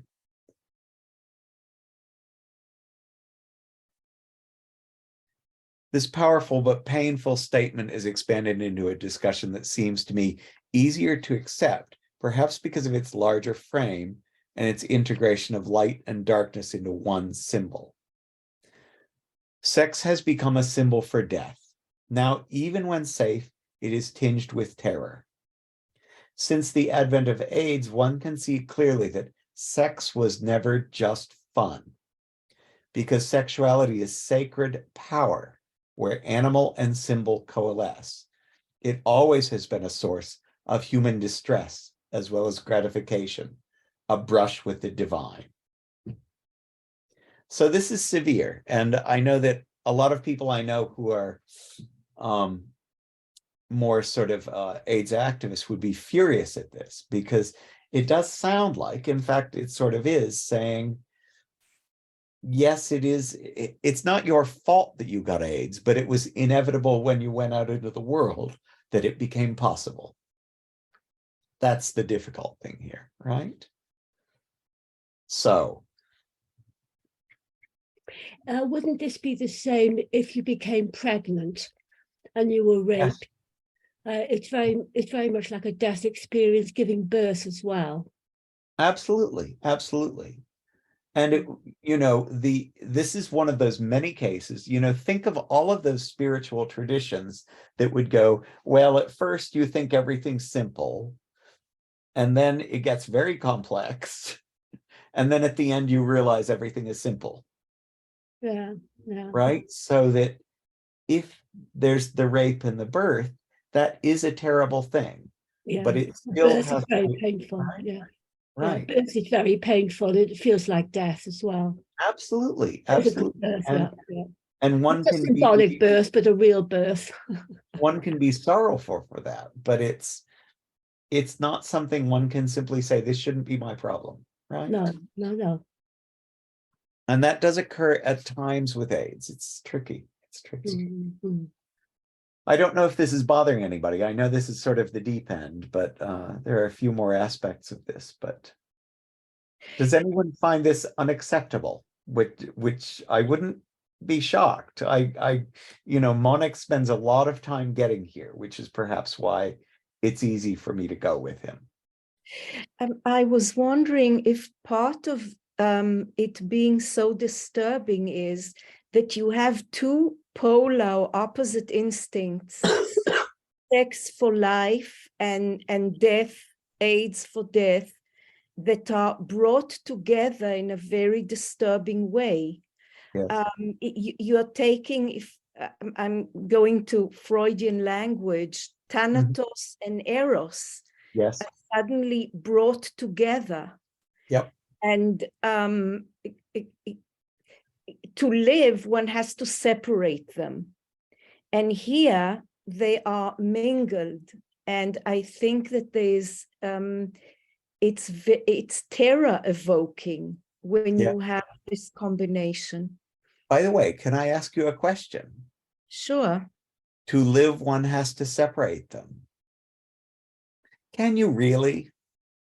Am I being too ruthless about this? I'm not sure we get to separate them. Yes, but in order to live an everyday life, one has to separate them on some level. Yes, of course they meet. Yes. But I'm being harsh here. I'm saying at some point reality. we'll connect. We won't get to control it. Mm-hmm. You know, when I was doing these lectures on individuation for the Johannesburg, that the Jung Institute down there, I'd never present them as research. I wouldn't know enough, but as classroom material, I can talk about individuation. And there was a woman who kept asking, as I presented sort of different images of this, not all of which were ideally perfect and glowing white and diamondy, right? She kept saying, but are you sure individuation doesn't mean I'd be happy?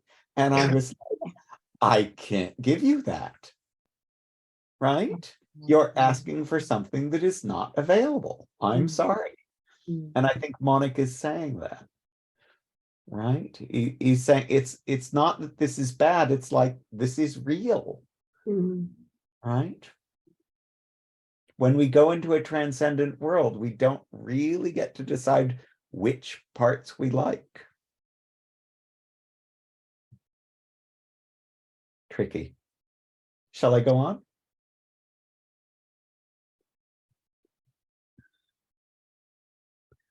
Sex was never just fun. It's a brilliant line, but it's savage, right? And I think, I'm in such a different world than Monic. He's a minister, a lovely guy. He's trying to work through this. My God, I have like several years of working in gay bars and sex clubs. But, I look at that and I go, yep, that's true, right? The people who think I can do whatever I want for this and escape unscathed, good luck, right? Sex was never just fun. One can go off in a number of directions from this statement, but in at least one of those directions, one finds the painful realization that the sexual revolution, women's liberation, gay liberation, the pleasures and projections of the modern sexualized world are all not only admittedly risky, as they're seen to be by conservative politicians, by the most anxious and controlling parts of society, they also involve deep power. A return to Dionysus is not something we can do casually, but its nature suggests its deep necessity. Monic responds to Sardello's insistence. Oh, pardon me, what have I done? Am I right? No, I think I'm fine. Monic responds to Sardello's insistence on illness as symbolic. Now, several Jungians have done this, and I tend to find it a bit irritating. I get why we do that, right? It's linked to many of the images of Negredo and this kind of thing, but it's a little risky with a real world illness, certainly when you're faced with someone who's ill, right? That's dangerous. So I'm trying to figure out how to handle that. I don't have a simple answer. So Monic will respond to Sardello's insistence on illness as symbolic, critiquing the desire for a magical cure.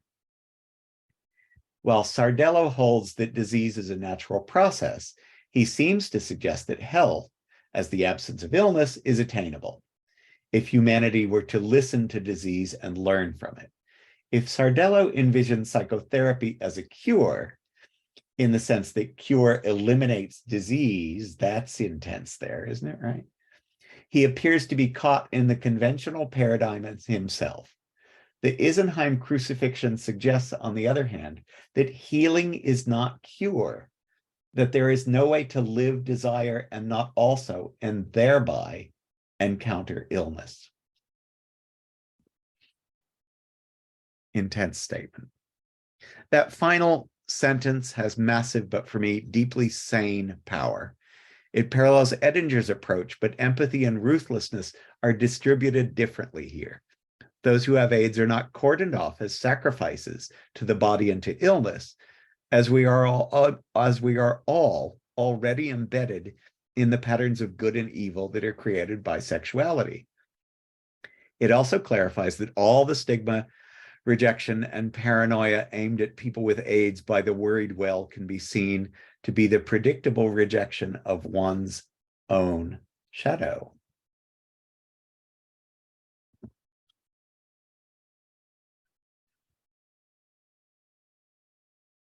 Poppers was a famous comic by Jerry Mills, who lived in LA. I actually remember standing and smoking a joint with him at one of the sex clubs in East LA in the 80s.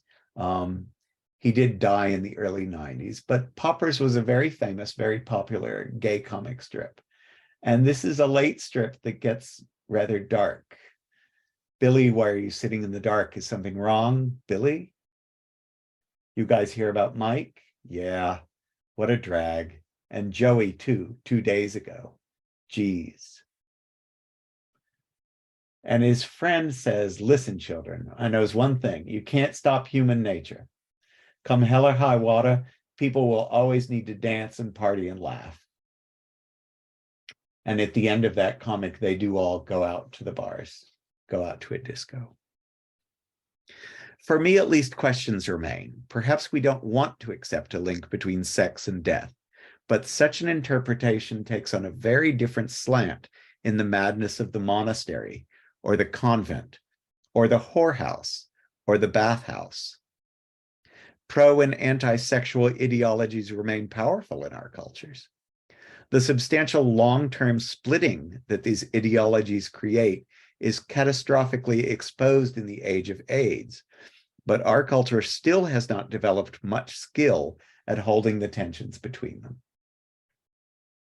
Perhaps Monic's analysis seems complete and empathetic, not because he spends more time and energy on it, more care and energy on it, but because his core image is a suffering body, one that should be loved and adored.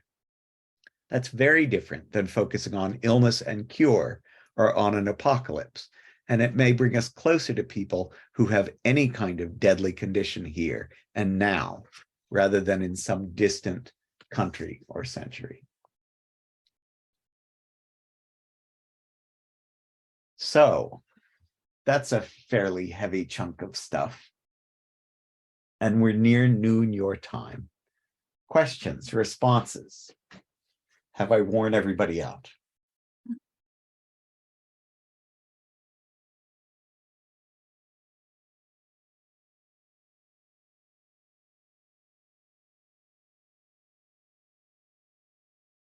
I was reflecting on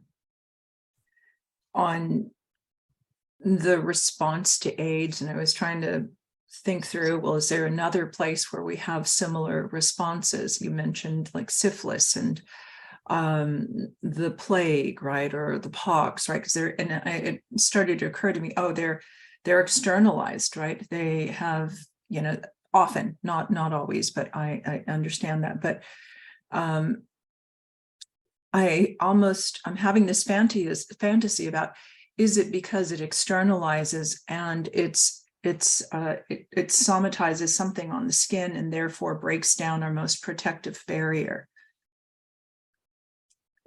I'm just wondering your thoughts on it. Certainly part of that. The symbols of the different illnesses have a huge impact on how we respond to them.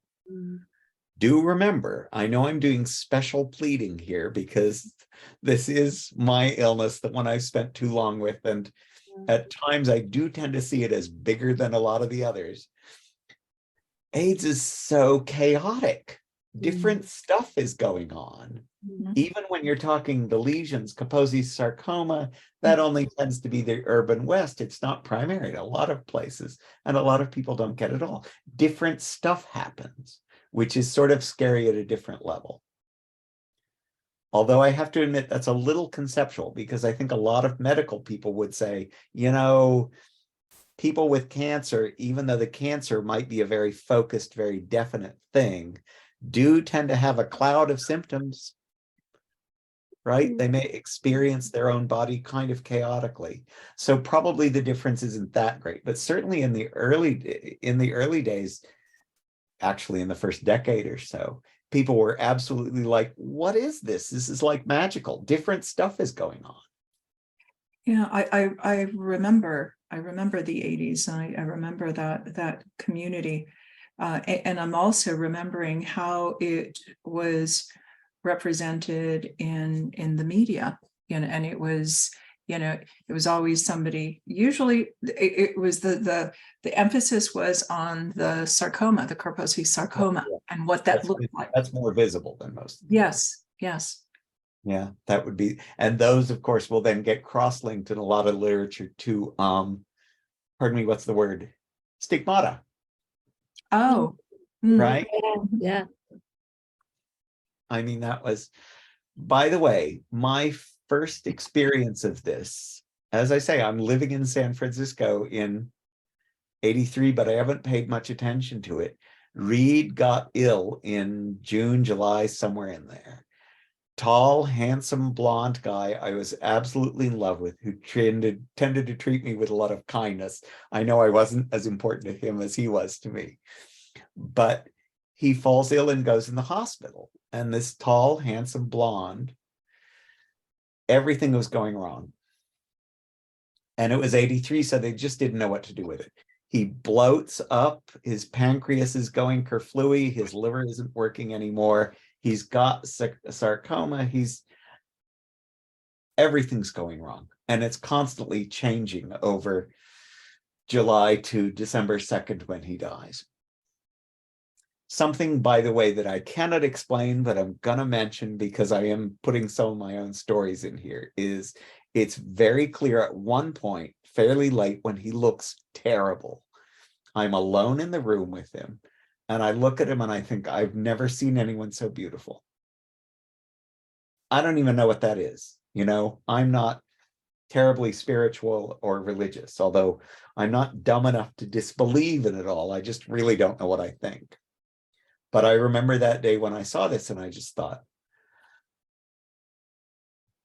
that is the most beautiful thing I've ever seen, right? What am I seeing? I don't even know to this day, but I know that it's an authentic part of my life, right? I'm grateful for it.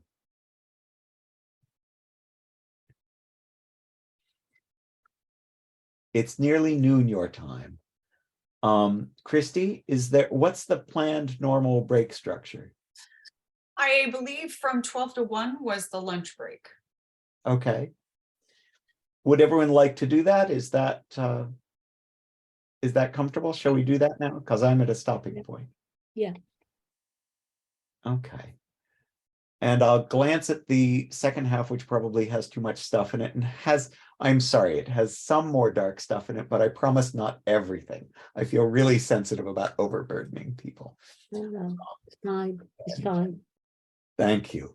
And thank you everybody for coming. And shall we have an hour break? Yeah. Okay, we'll see everyone back at 1. Okay. Or, Thank you. or Thank you. depending on where you are.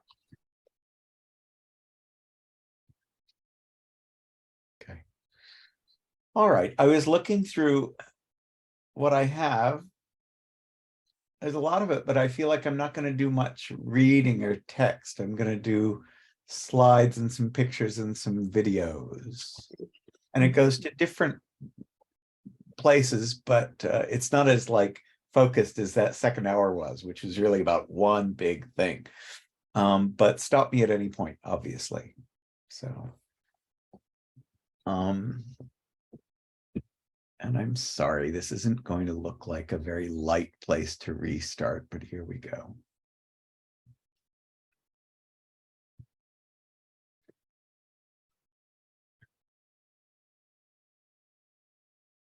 So sickness and death, this was certainly my original focus and the way I experienced it for decades, really. And it's usually the center of everything that we do around AIDS. It's to some extent about sickness, and it's really about death.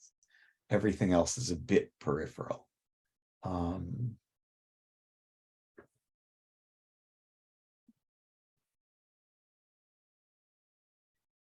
So I was trying to, I think I was talking to what Sonia was saying earlier, that tricky thing of different illnesses. This was a lot more obvious in the 80s when all of this was new to us. Now it might have receded a bit behind familiarity. But the strangeness that so many things go wrong at once, right? And the sheer fearfulness of that, right? It seems just chaos. And, you know, we know that the illnesses that people do catch are things that usually consider completely trivial. It's like, that won't be a problem, and suddenly it's killing you. So because, you know, it is a meta illness. It's not really an illness, it's a meta illness. The immune system is damaged. You get ill because of other stuff, right? The collapse of immunity, collapse of protection, then the collapse of body systems isn't really caused by the virus, it's caused by other things. So this invasive multiplicity of illnesses. The familiar, very familiar recurrent thing in a lot of the literature of the 80s and 90s is the whole stigmata aspect, because Kaposi's sarcoma, very visual, very visible. They aren't actually universal through the world for people with AIDS. It's more common in a lot of North America. It is essentially a relatively minor illness that used to mainly endanger elderly Jewish men. Those were the only people who were getting Kaposi's sarcoma, and it wasn't really able to kill them before AIDS. So it's a relatively minor infectious cancer of the skin. And except that it looked so strange, that it was such a shock that it would be so visible. And everybody throughout the history of AIDS has made a lot of that look, that appearance. You have a lesion, it's a visible purple lesion. And then the gauntness, the body loses weight, right? Extremely. And coughing in the early days from pneumocystis pneumonia, from a variety of other illnesses of the throat or lungs. So you'll have all these stigmata that will be signs of being tainted. You're the sinner, the marked one, the one who's had sex, the one who's gay or has done injected drugs or has been a prostitute, or, you know, the entire range of ways that it's which will also transform at points into signs of holy sacrifice, the scapegoat, the victim. And there are certainly many people who've talked about, this is an interesting point Sardella makes, even though I find him very exasperating and criticize him a lot. He does point out that, you know, AIDS is also sort of a sacrifice to the rest of culture. People with AIDS do end up being scapegoats for stuff that is in the culture. He does hope that one can simply throw those things out, which I think that's where he makes a mistake, but that's what he's talking about. So they also become sort of the holy victim, right? Now, I know this is a slightly dodgy thing to say, but I do think there's a change in the status of gay men in the 80s, right? Up to that point, increasing visibility, some acceptance, but then you make them tragic victims. It is a little like, and as I say, I hope this isn't too rough-handed a thing to say, it is a little like what happens to Jews after the Holocaust. You know, up through the 30s, it's pretty common for anybody, not necessarily a Nazi, even, you know, Jewish essayists and people writing for the newspapers will take ruthless pot shots at the Jews. They'll type them, they'll picture them in certain ways. They'll say, you know, there'll be a lot of mockery and a lot of cruelty. After the Holocaust, that becomes kind of impossible, which is really interesting. You know, these days, in the last decade or so, when we see anything anti-Semitic, we treat it as infinitely bad, which is really interesting, right? The way people are treated in different, we're of course post-70s, post-80s, we're becoming increasingly careful, increasingly sensitive about treating any particular group with mockery, right? But it became exceptionally definite because of the Holocaust with Jews and Jewish cultures. And we tend to interpret any kind of anti-Semitism as, oh, they must be way far on the right, they must be virtually fascists, which is really interesting, right? It was much easier to mock gay men, certainly, and the entire LGBTQ community before AIDS than it was after, right? There's a sense of, you know, they're wounded, we can't attack them. It's very much a parallel. It's an interesting problem. Now, another archetypal image around this that I won't go into too much today, but you can do a lot with Philoctetes and or Inanna. Philoctetes, of course, was in the Iliad. He'll be, he's a Greek captain who, I'm doing this by memory and I should know this. I used to know my Greek mythology. He's a Greek captain who, when they're visiting an island, is bitten on the heel by a snake, and the wound suppurates, it rots, and it smells terrible. And you know those boats around the Iliad and the Odyssey, they're small boats. They can't bear for him to be near any of them, so they leave him on the island and go on to Troy. He's furious, and he'll be on that island for 10 years. Actually, sort of the climax of the Trojan War will be when they're told by the oracle that the only way they can end the war is to go back and get him. At which point he's healed, he's still very angry, and there's a lot of trying to convince him to come back and end the war. So he'll be a very strange sort of figure as, you know, rejected and then needed. And of course, you can also compare to Inanna. Inanna is, of course, much more assertive in her story. She'll be the Sumerian goddess who will go down to hell to save her sister and will allow herself to become a living corpse for, I'm sorry, I can't remember, 30 days, 90 days. I should have my notes on these. But it's an intensely frightening picture, but intensely powerful.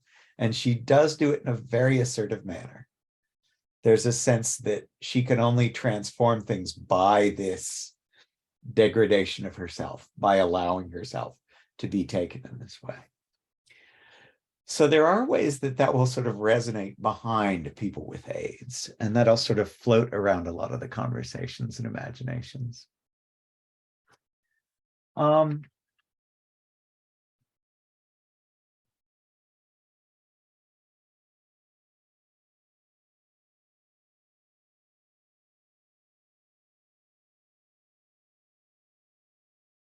There's a movie called Silver Lake Life, which was produced in 1993, but it was in the early 1990s, Peter Friedman filmed a documentary of two gay partners with AIDS called Silver Lake Life, The View from Here. Silver Lake is, of course, as you all know, well, I'm assuming the Swiss also may know, the neighborhood east of Hollywood in LA where a lot of gay men lived in the 1980s and 1990s. I know it's not that way anymore, but that was its history. The film follows the illness and death of Tom, who died in 1990, with an epilogue filmed later for Mark, his partner, who died in 1991. The documentary is really direct and sticks to their daily life as closely as possible. I'm not showing you this scene because I think it's too hard to watch. It's not in any way sensational. It's incredibly real. They're being incredibly honest and they're right there, but we see Tom die and it's hard to see, right? Late in the film, Mark calmly describes how Tom's illness is progressing and asks him how he feels. Tom looks extremely gaunt and ill, with Kaposi's sarcoma lesions on his face and one eye blinded by cytomegalovirus. His voice is low and rough, and Tom tries to translate. He doesn't feel chipper, he doesn't feel good. They are emphasizing not only sickness, but the particular kinds of sickness typical of AIDS. Multiple simultaneous problems, the body falling apart, being attacked in a number of ways at the same time. So this is the part that I read and tell you about rather than show you. It's interesting to even go through it at this level. Interesting, I sound heartless, don't I? There is a brief cut. And suddenly, we're around an hour and 15 minutes into the film. Tom has died, and Mark is holding the camera on Tom's distorted, damaged face. Mark cries and talks and sings. Oh, this is the 1st of July, and Tommy's just died. My little Googie died, and I sang to him, you are my sunshine, my only sunshine.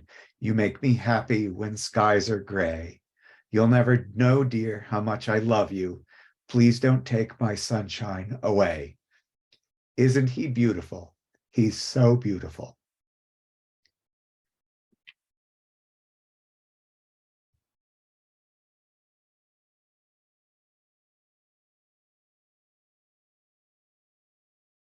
It is one of the only things I know like it, and it's not something I can watch often, of course.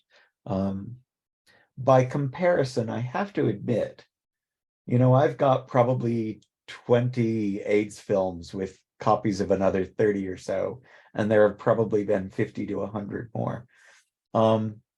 Death scenes are frequently in there, but they tend not to feel, I don't know. I remember thinking I wasn't quite comfortable about showing most of them to you because they felt a little fake compared to this. I may show you one, if you'll pardon me. But it is one that's been formalized in a way that sort of takes it away from that. Yeah, I'm sorry. I'm not quite sure what else to say right at this moment. I'm sorry. But there will be this, yeah, contact with death, contact with illness, contact with that which is, which we don't get to deny just because we want to. I've frequently, by the way, told people, discussed with people, we did this a lot around COVID too. I was saying, look, you know how military people are, how medical people are. They've seen death, they've seen illness, they've seen danger. They're not going to sit there and say, I don't deserve this, right? One of the, a minor aspect of the Monic material that I was reading before that wasn't in that version is Monic does mention a young woman, Kimberly, I'm sorry, Kimberly Bergen, I think. There will be a famous court case in something like 1986 in Florida of a dentist who has infected one of his patients, a young woman, a beautiful blonde girl about 19 years old. And he hasn't had sex with her. It's just carelessness with body fluids and material and, you know. And so there will be a court case with a lawsuit against him. And she will say, I'm a good person. This shouldn't happen to me. Monic will spend a lot of time on this and say, really, this will be actually one of the things he's looking at when he's saying, if we go out of the door and are subject to illness and death, that's reality, right? That's not unfairness. So you'll pardon me, I'm probably piling up too many things at once. Let's move on. Death and the afterlife.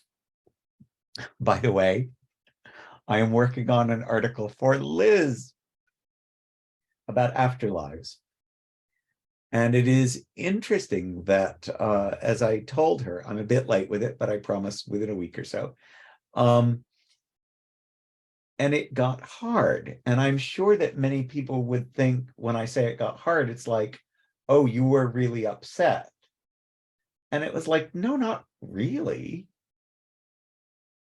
It was that it got so dense, it got so complicated, it got so layered. You know, you get close to this stuff, and there are so many aspects of it. There are points where I have to go lie down after rereading something I hadn't looked at for a decade, not because it was terrible, but because it was like, I'd forgotten that had 43 different things happen in that paragraph, right? And suddenly you're charged with something overwhelming but important, and it becomes something that one has to take time with, right? It's really, I don't know if that's largely me, but it's interesting when I have this illusion that I know what I'm talking about with AIDS, to go back to materials that have been on my shelf for decades and be absolutely surprised by them, right? It's amazing, really. So death is the point of much of what we're doing, but it's not easy to approach. In a lot of the material, movies and books and memoirs and art and music and stage, various things I've got, there aren't many death images or many death stories. We tend to see it coming, and then we tend to go to memory, right? We tend to skip over the death part. Funerals were disconnected from traditions. I don't know if you remember or knew this, but in the 80s, there are points where, because so many traditional churches aren't very supportive of people with AIDS, this will vary from place to place, of course, but many people will either find it difficult to have a church funeral, or they will be resentful enough of churches that they will refuse to follow the rites and rituals of any existing religion. So they started to invent their own rites, including the white balloons, where people would there'd be white balloons for everyone at the funeral. And at the end of it, they would let go of the balloons, letting go of the person. I do use, by the way, Herzog's Psyche and Death, very good book on archetypal figures of death. I think it's really useful. And as I say, afterlives are hard to bring into focus, especially in the urban West. Though even, I can only talk about this in a limited way because I've never visited Africa really at all. And there is a good chunk of writing, but you're obviously covering a huge area. And also there's a tendency for not as much material to be made public. There's not as much publishing. My background is as a musicologist. And even when I was looking for songs from Africa about AIDS, people who were there and working would say, yes, they exist, but they're not commercially recorded. You might hear a guitar song at the cafe on the corner or something, right? So it would be quite in this whole sort of commercially packaged form in which I can easily get it, right? Those afterlives are often sketchy or fragmented. The heaven is unclear or it's invisible.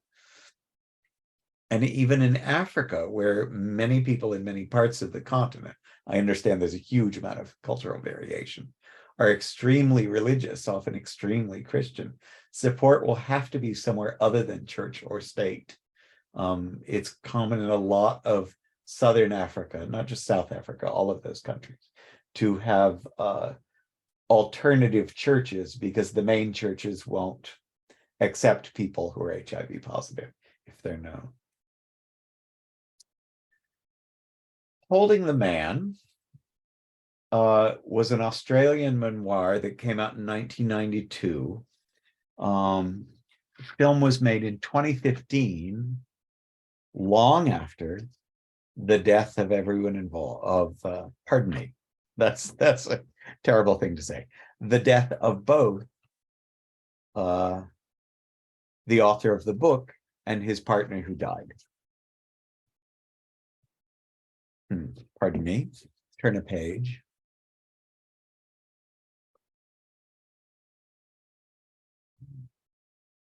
Timothy Congreve, an Australian gay man, wrote Holding the Man, a memoir on the illness and death of his partner, John, in 1992. Congreve himself died in 1994, shortly after completing the book. Congreve tells about the last minutes in John's life, including his father's hostility. This is, well, you'll see the charge that comes with this death. A nurse called me in. Bob and Lois were holding John's hand. They're John's parents. Beth and Peter were at his feet. Where am I supposed to sit? I slid between Bob and the wall and sat at John's head, lightly stroking his hair. Bob pushed in front of me and kissed John's forehead without so much as an excuse me. This went on for some time. His breathing became shallower, quieter. He began blowing saliva bubbles. His mouth filled with saliva, which started to run down his chin. Bob grabbed a tissue and started to wipe it. There was a sweet smell of feces in the air. Not a lot of dignity in death, eh? John stopped breathing. He was dead. Now, Holding the Man in 2015 is the film based on the same memoir. The film does something very different with the same scene, and I'm suggesting not just out of squeamishness. The death scene is carefully composed as the camera tracks back to create an organized tableau out of the arrangements and positions of figures. Everyone holds the pose, continuing to breathe and do slight movements, such as the mother, whose mouth moves in silent prayer. The director thus manages to combine naturalistic images, to combine naturalistic acting with a formalized image that suggests a Baroque painting with all the figures arranged to express parallel but distinct responses. Now, this is political AIDS activists complained a lot about this because it seemed too cleaned up. and I understand what they're saying, right? The brutality of the original, the getting excluded by the family. You know, it's a dark picture of a death when Congreve writes about it originally. He's clearly angry. That's all taken out of this, and it's different. So my question is, if it's not only political, have they also done something to it that is, sure, it's comforting? Is that a problem? Death is real. Death is scary. What do you think of this? I think there are some ambiguities in this scene. The scene as a whole isn't a meaningless fake to me. It's complicated. Tim.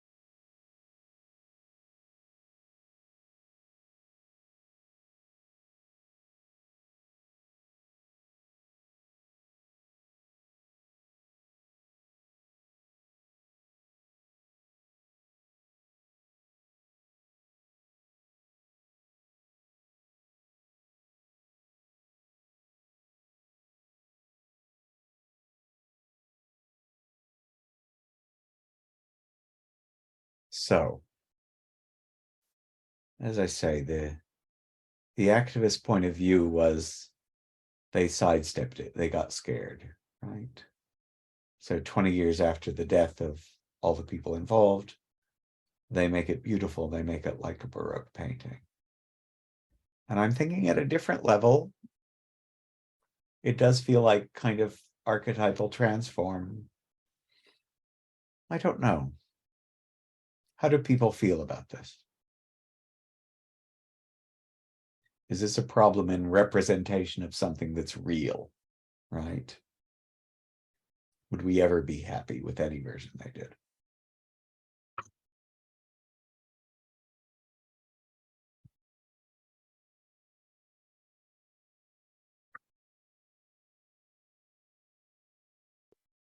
I was happy to see the rosemary beads that the mother was using. Mm-hmm. I felt that was somehow a blessing. Yeah.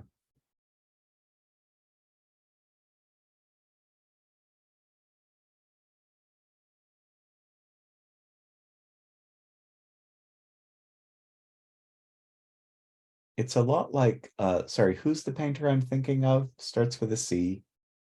Why is my mind a blank? Anyway, Baroque, but this could easily be, no,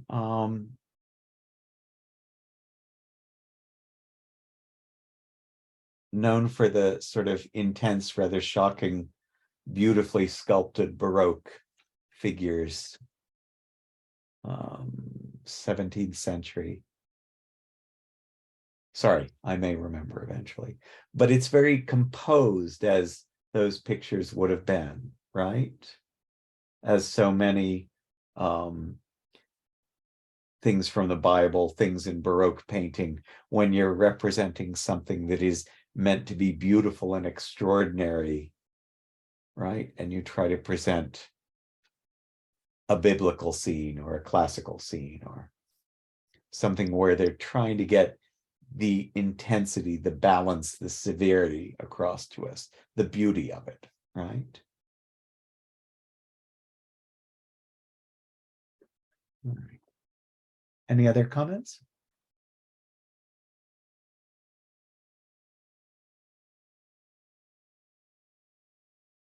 So the fear of death is at the core of culture. This is, I like Becker's theory on this. He'll say, this is what drives us in a lot of ways. Building, creating, procreating, naming, symbolizing, memorializing. This is my company. This is my book. This is my family. Right? This is the quilt I have made. This is the ground I have cleared for this farm. There are all ways that we offset the fear of not existing. This was Becker's theoretical approach in the denial of death. Solomon Greenberg and Pyczynski, The Worm at the Core, recently did a social psychology proof of this, that death is very basic to culture. They did it by, they had a series of interviews. They were actually fake interviews, but they were asking people about their values, opinions, and relations to a number of things. And then they put them in a waiting room and said, I'm sorry, we'll have to get back to you. It'll be about half an hour or so.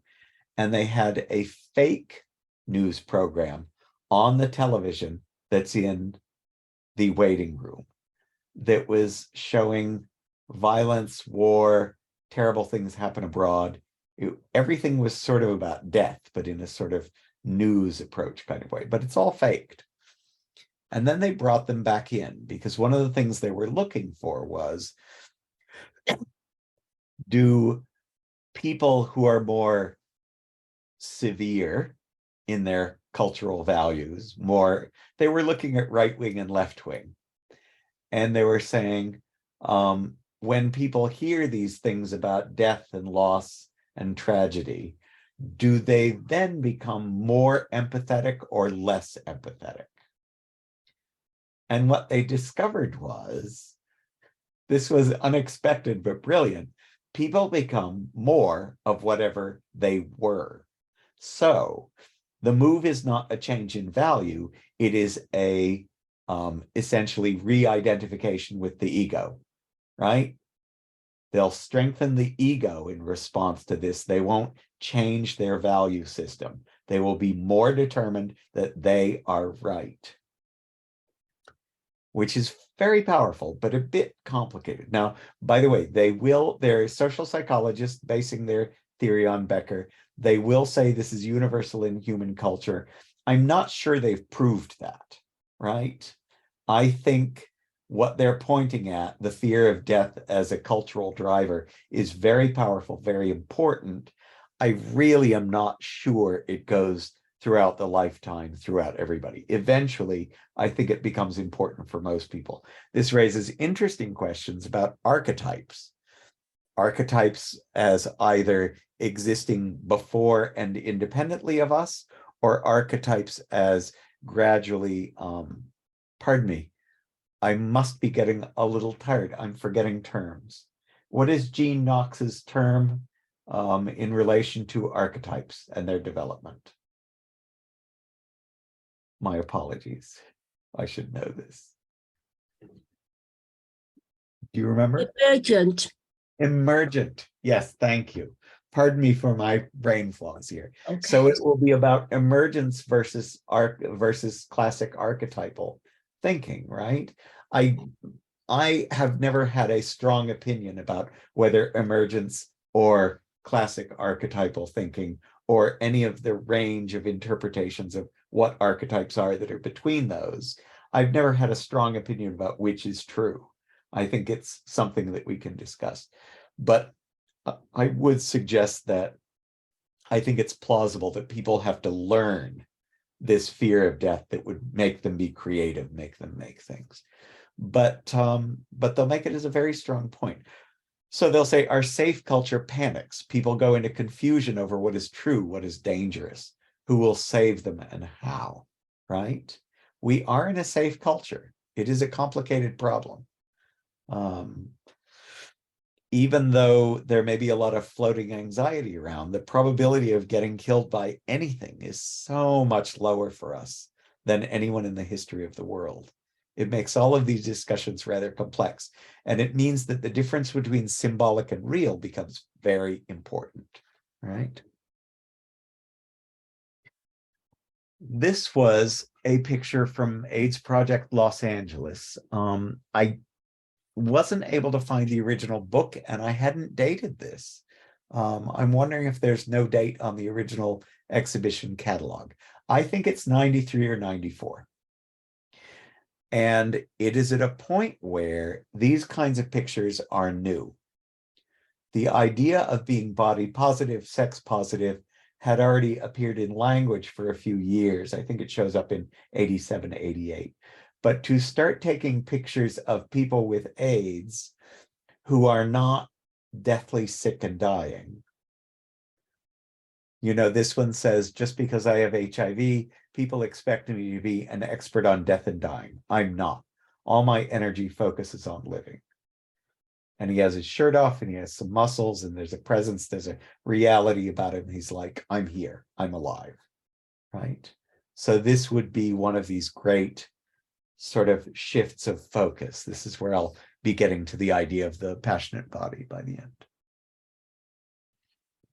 So an interlude on COVID and HIV.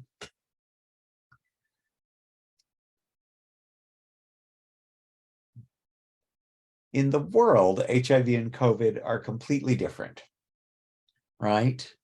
But our reactions have some parallels to them.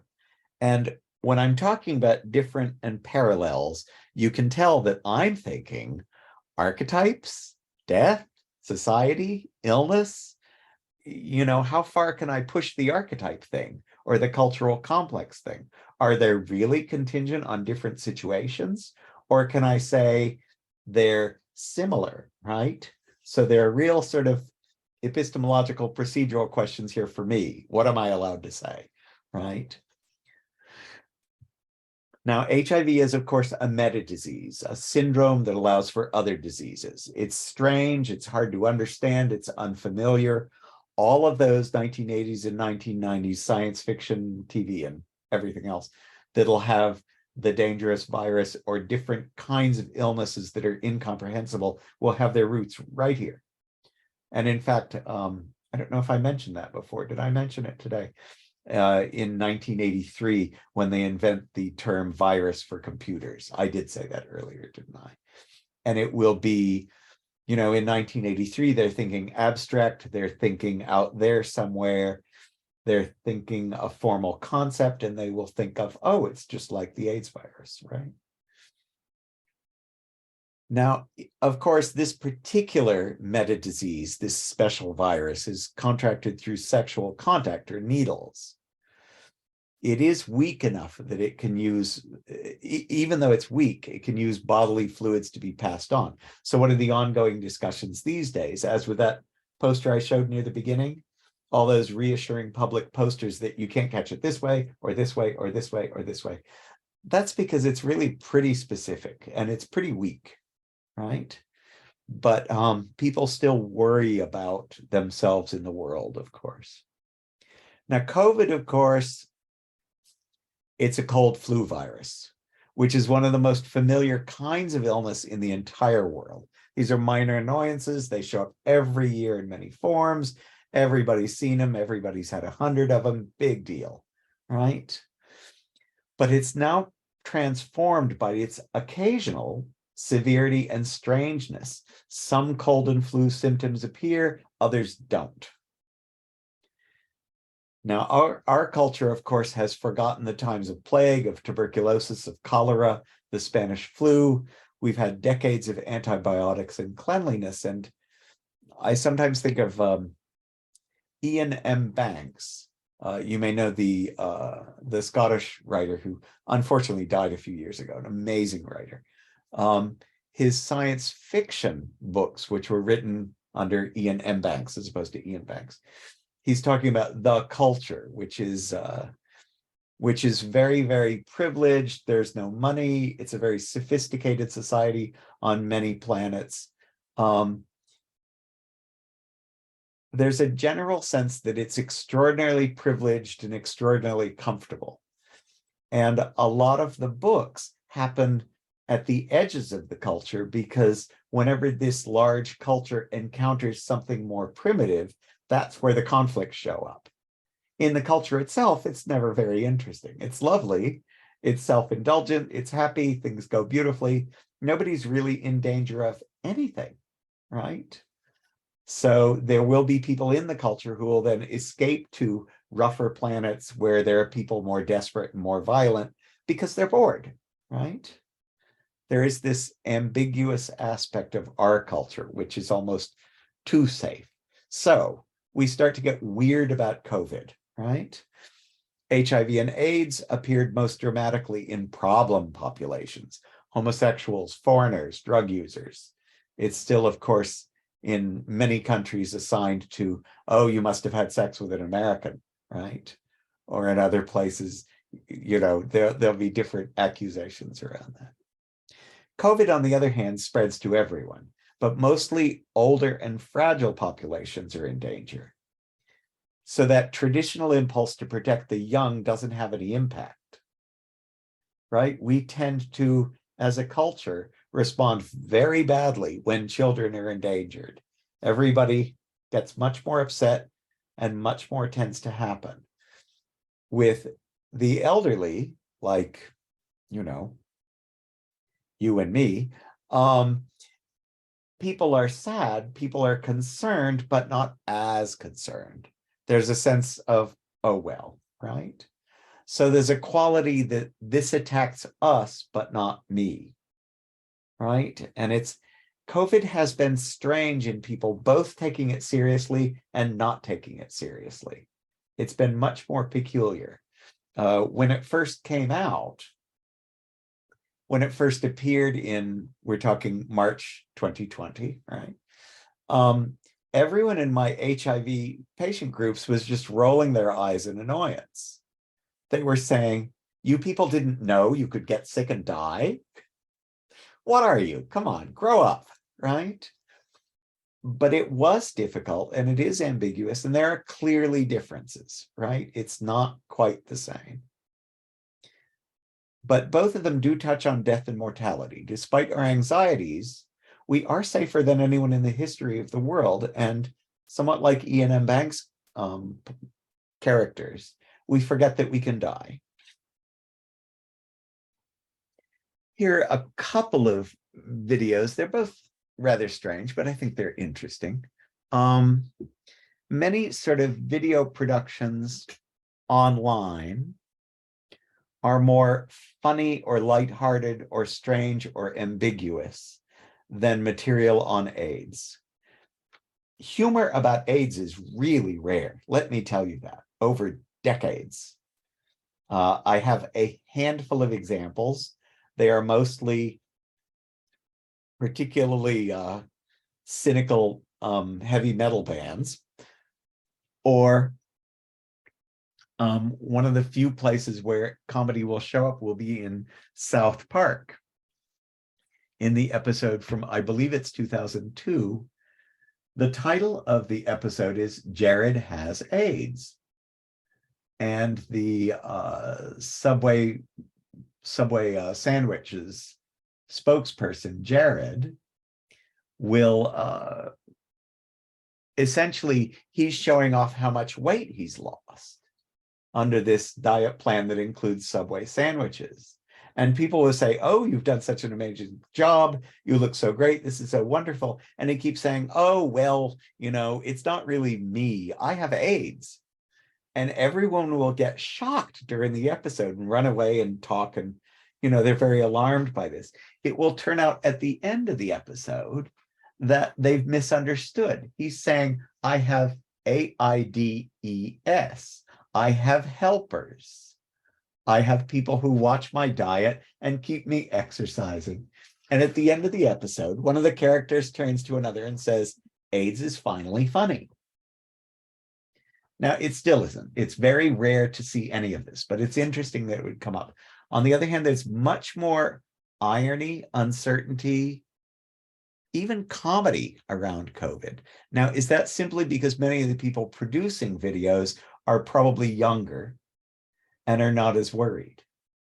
But I think it's complicated and layered thing. This is interesting because this is a German government advertisement. It's lovely, and you'll see they're going to do some very, very odd things.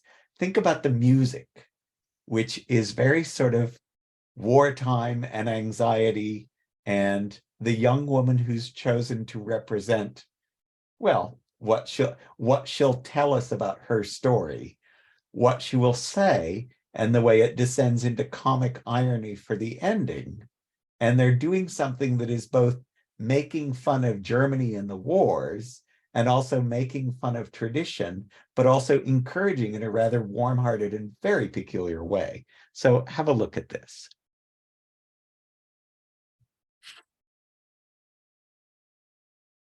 Das ist lange her. Wir hatten uns gerade eben kennengelernt und wir waren neugierig auf das Leben, auf unsere gemeinsame Zukunft. Aber dann änderte sich plötzlich alles. Und das ganze Land schaute voller Hoffnung auf uns junge Leute. Wir fassten uns ein Herz und taten nix. Wir schimmelten zu Hause rum, trafen möglichst wenige Leute und verhinderten damit die Ausbreitung von Covid-19, dieser unsichtbaren Gefahr, die nicht nur unser Land, sondern die ganze Welt bedrohte. Wenn Sie mich heute fragen, wie wir jungen Leute das damals ausgehalten haben und so tapfer zu Hause rumgammeln konnten, vielleicht stimmte es, wenn die Leute damals sagten, besondere Zeiten brauchen besondere Helden. Und weiß Gott, ja, das waren wir. Wir waren besondere Helden.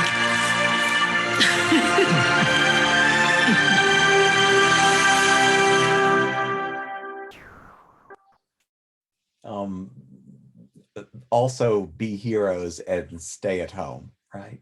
So comic, wonderful. They've made it interracial. The implication being that 40 or 50 years later, this young couple has survived and are happy in what looks remarkably like a rather dowdy, brilliant living room. And it's beautifully done, and they're trying to be comforting in a particular kind of way. It's really interesting. Another video that's, I think I have time for this.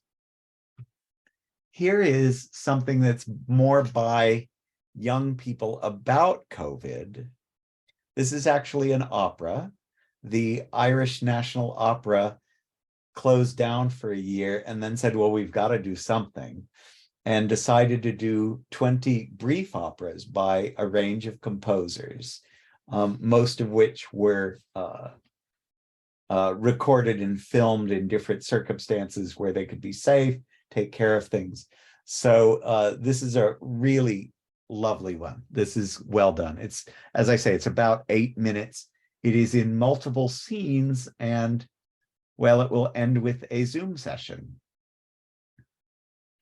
Where are we? No. Here we are. This must be the next one. So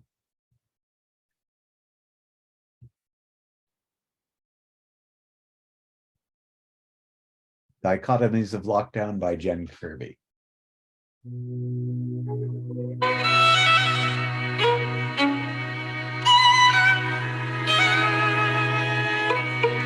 Did you see the birds in the garden? The early bird catches the worm. The early worm gets eaten. I rarely get to hear the birds.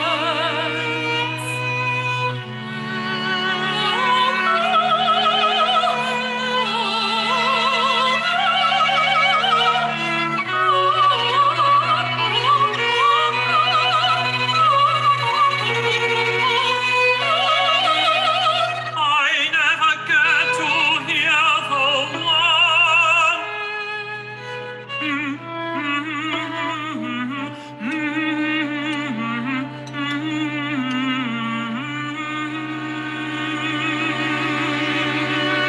I love it when the sun shines. I love it when it shines. It always shines. Doesn't it? It always shines.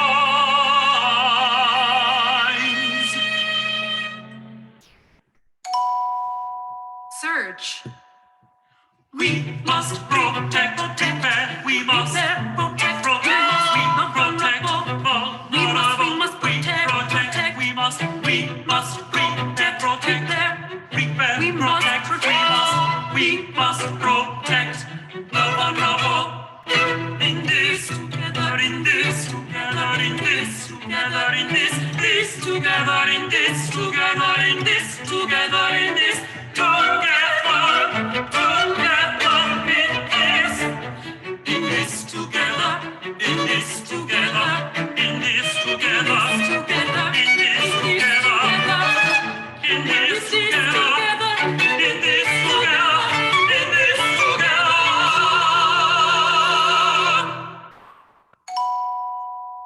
2 meter distance.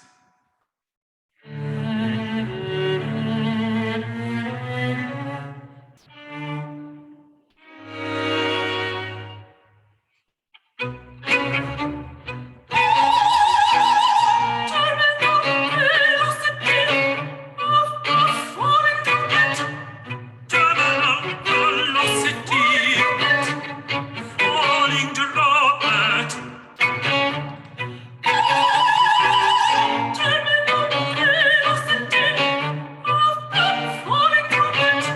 Scales as the square of its diameter. Scales as the square of its diameter. Terminal velocity, Robert. A falling droplet.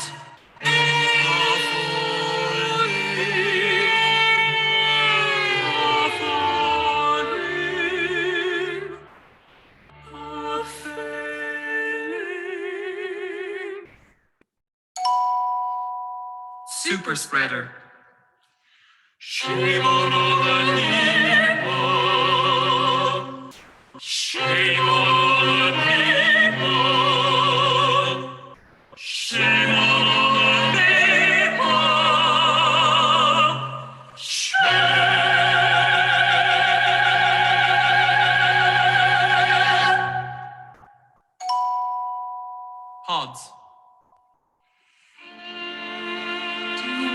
An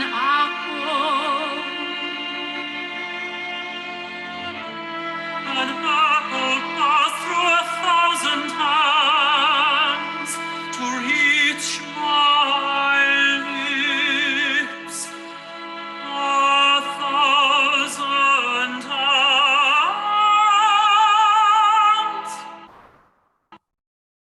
No, thank you. Zoom.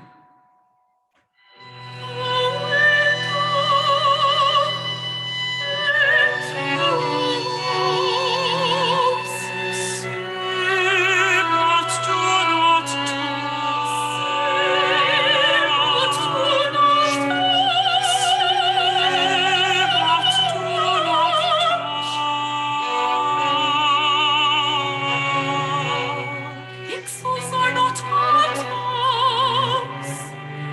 Pixels are not atoms. Pixels are not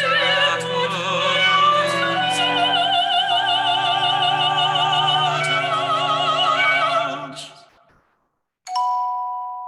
Zoom.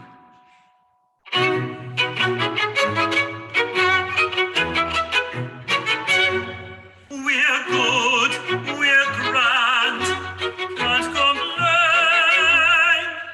Everything is wonderful, everything is great.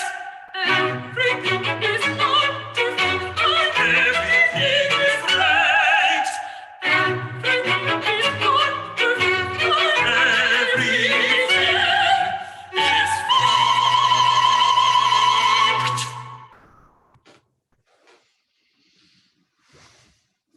So they do a lovely job with that. In a lot of ways, it's very, contemporary, the fragmentation, the loose dissociation, the playfulness, the humor. It's really beautifully done and includes all sorts of moods and reactions. But some of that is also the subject itself, that the response to COVID does seem so fragmented, or certainly did in its first year or so. We've gotten a bit used to it, but it's less, as it were, focused than HIV.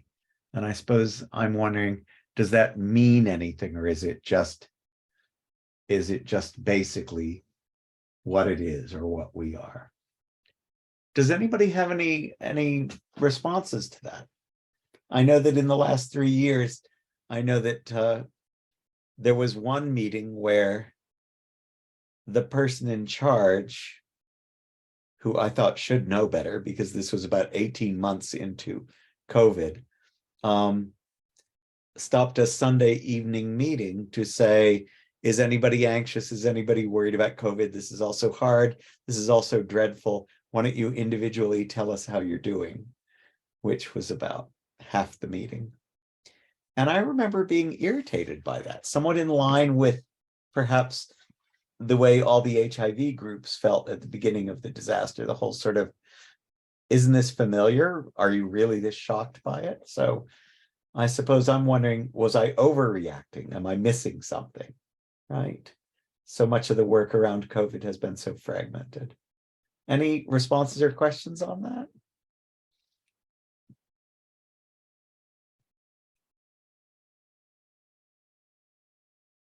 I don't know if this is where you were going with it, but I flashed to not necessarily one of my favorite comedians, but Dave Chappelle.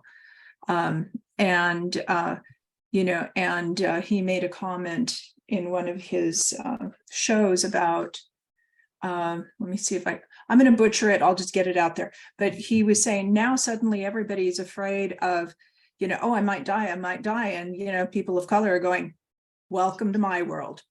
Yes. And so like, totally, this is nothing. Okay. Yeah. So that's kind of what I associated when you were saying that, because it's like, this is not new. And it's just that it's new to some people. Yes. And it will be constructed differently in different situations. As I say, there's that interesting and non-trivial contrast between COVID or AIDS and the Holocaust. These things are hugely different when they involve violence in other people. Or perhaps I didn't mention that today. I know I talked to somebody about it the other day. Oh, well, you know, there's a certain, I guess I didn't mention it today. There is, over the decades, you know, we are talking 41 years, 40 million people dead, 40 million people living with, right? And a lot of politics and a lot of writing about. And people have definitely referred to the Holocaust. And occasionally, you know, there is a major book by Halloran called Ground Zero, which of course will refer to Hiroshima, right? So they'll grab those two images and some of the terminology. Holocaust will be used around AIDS. I guess I didn't mention this today, but it seems, I know I've talked to other people around it. AIDS has been absolutely central for my life. It's been absolutely awful, but it's not the same thing. It is just not. You know, we have the term trauma, which we unfortunately use for far too wide a variety of things. Another direction that this also goes is I'm thinking of Barbara Whitaker and Monica Lucci when they've spoken about, you know, they work in Geneva with victims of torture. Now that's different. It's absolutely different. I'm sorry, right? So when people treat being yelled at as a child as trauma, and then we call that a trauma, I'm like, wait, I think we need better terminology. In terms of AIDS, I can understand why, given the intensity of the political expressions around it, the need to make everyone upset, right? Which was not merely political, it's also tied to this whole people who are extraordinarily anxious about their own health and deaths, which I completely understand, but can be exaggerated, would then say, oh, this is just like the Holocaust. And it's like, no, it's not. You know, we will still today, my HIV patient groups, boy, I really haven't brought this up here, but it's a huge topic. In our HIV patient groups, we're completely accustomed to the fact that every single person has a story about some medical person being careless or a bit sloppy or a bit heartless with them. And they'll say, see, isn't this the worst thing ever? And I'm thinking, well, no. You know, I don't like it, but it's not the worst thing ever.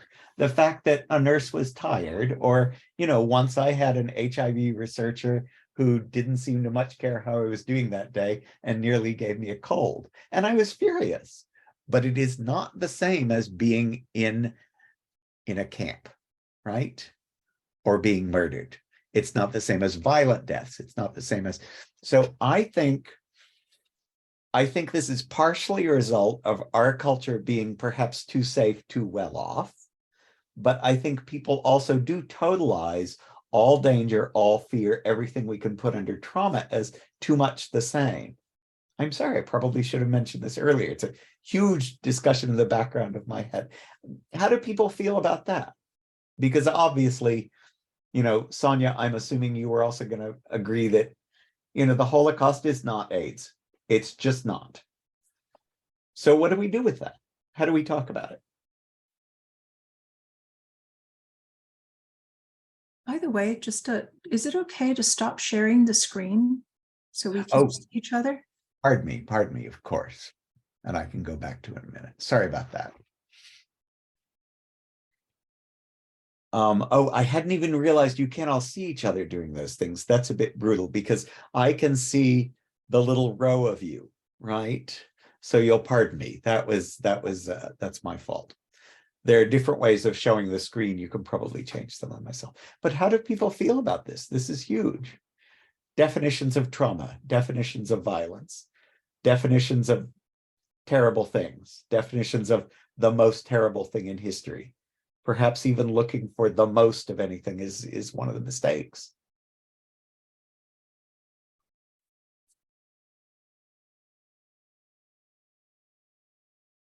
Anybody?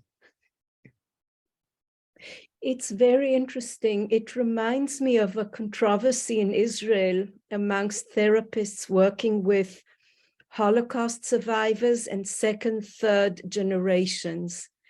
And for quite a time, people were considering second and third generation trauma to be equivalent to the first generation and Holocaust survivors. And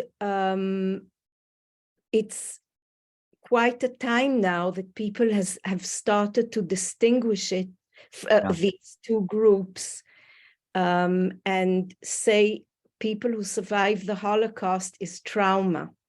Second and third generation, with all the struggles and the horrific histories on some level, you cannot compare. Yeah. It's serious, but it's not the same. How do we talk about that? Mhm. We don't have very good terminology, I have to say. It's a bit like the problem of the word depression, but what do we do with this?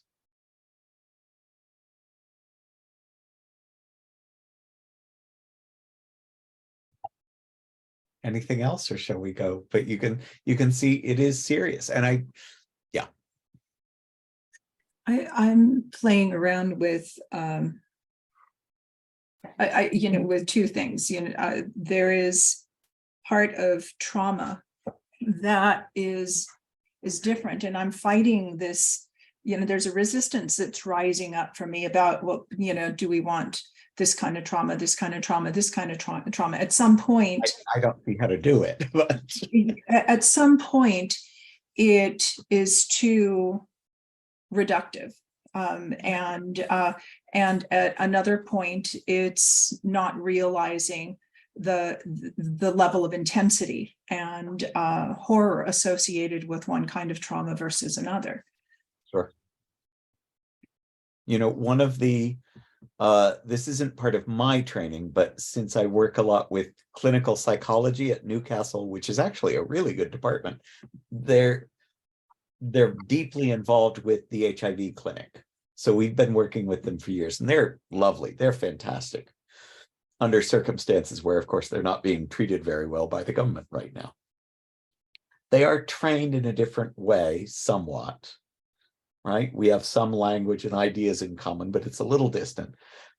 And at one point they were saying, when they're talking to people with HIV, one of the things they will say is, there's no way of comparing, right?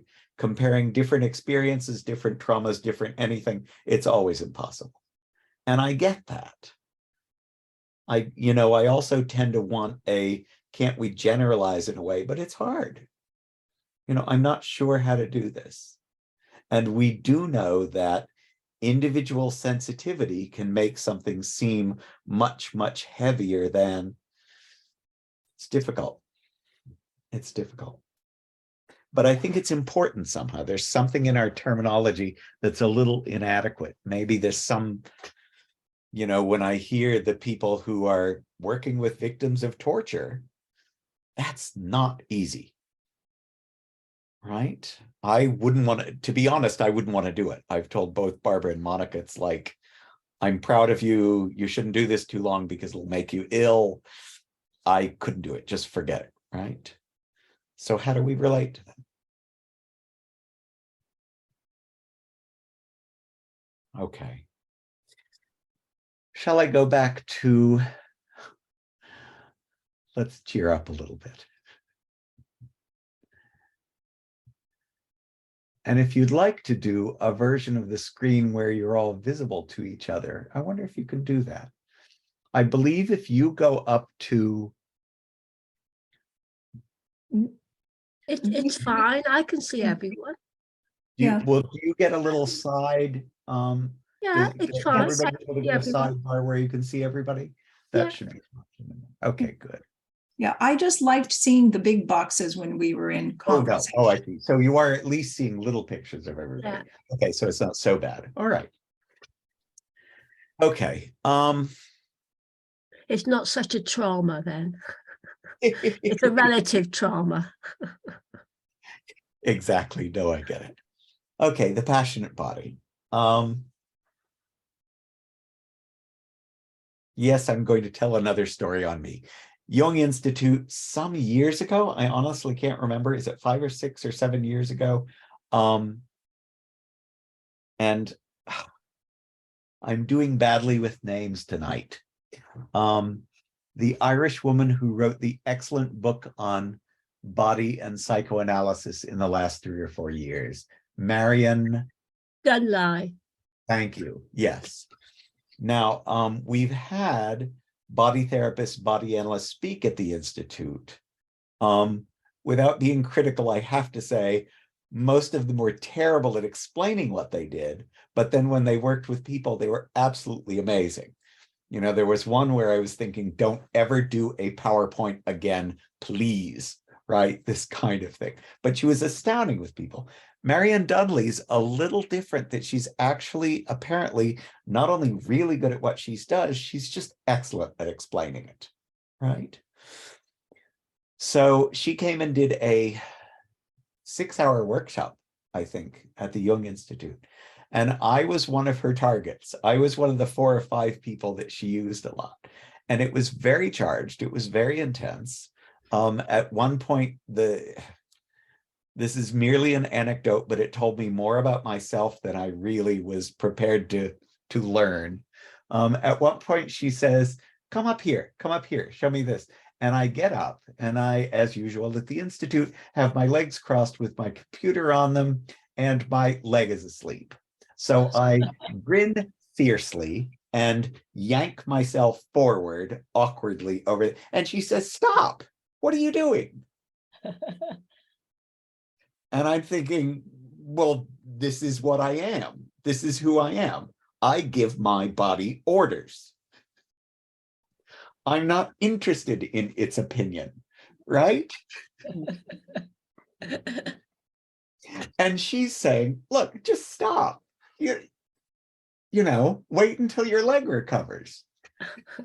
So that told me something absolutely. And 3 or 4 events like that with some of my classmates in this big room and all this changing stuff. And in the middle of it that night, we're going to have the small seminar of 6 people after everybody else leaves the Institute, where we're going to talk about our thesis topics. And I've already gone, I know I'm talking about AIDS, even though over the previous 3 or 4 years, I thought, oh, I don't know, this is so depressing, but it's what I have to do. This is my life. This is what's important. It's so depressing. And suddenly in the midst of this, I think, oh my God, the last chapter of this thesis is called The Passionate Body. Okay, so wonderful seminar. We leave, come back for this evening session with Philip Keim, and everyone talks through their topics, all of which are extremely good, and I'm last, and everybody's tired, and the last train's in probably about half an hour. And I say, well, you know, I'm writing about AIDS, and today topics started to really fall into place and lock in, and I started to see how this larger map felt. And the last chapter is really exciting, and I'm thinking it's called The Passionate Body. And Philip says, and I explain what I mean by it, and Philip says, why isn't that's idle? And I start to shake. Okay. I don't start to shake very often. My body was kind of shivering and shaking for about a day and a half. There was something about that was so, you know, it was, you know, Philip said something that I can absolutely understand very casually. When it applied to me, it absolutely went straight through me, which was, you know, the most interesting thing in analysis is when someone realizes that a story they've been telling one way for decades can be told in a completely different way. Now, I am still recovering from that session 5 or 6 years ago. And it really does hold together a lot of this work. The Passionate Body.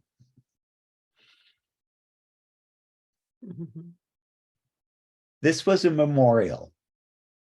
This is from that series. This is a very beautiful painting of by Wayne Quinn of 2 interior designers.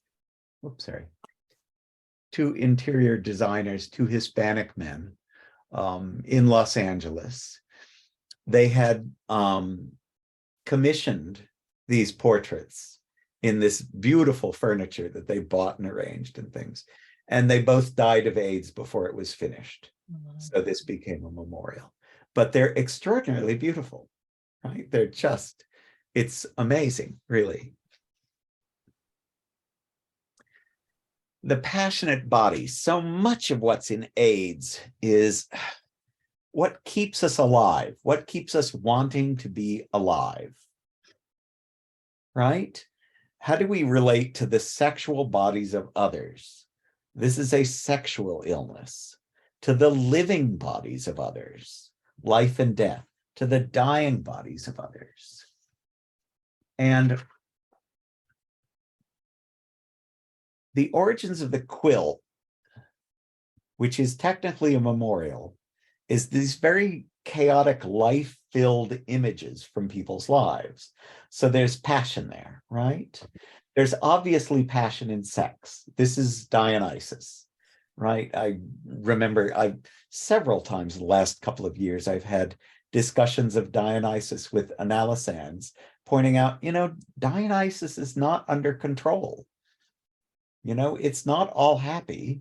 He's life and death, and there's a wildness, there's a chaos, but there's energy, right? And even the world of drugs, which we do tend to ignore when we talk about AIDS a lot. A crucial part of the AIDS community is drug users, and drugs, whether they work or not, are about wanting more, wanting something big, right? Another discussion I've had intermittently with some of my analysans in the last few years is some drugs, of course, can have more ideas, more energy in it. Others are relatively flat. So I'll have arguments with about them, but I completely get that what they want when they do almost anything is more, right? So sexuality, drugs, transgression, change, this is all about energy, right?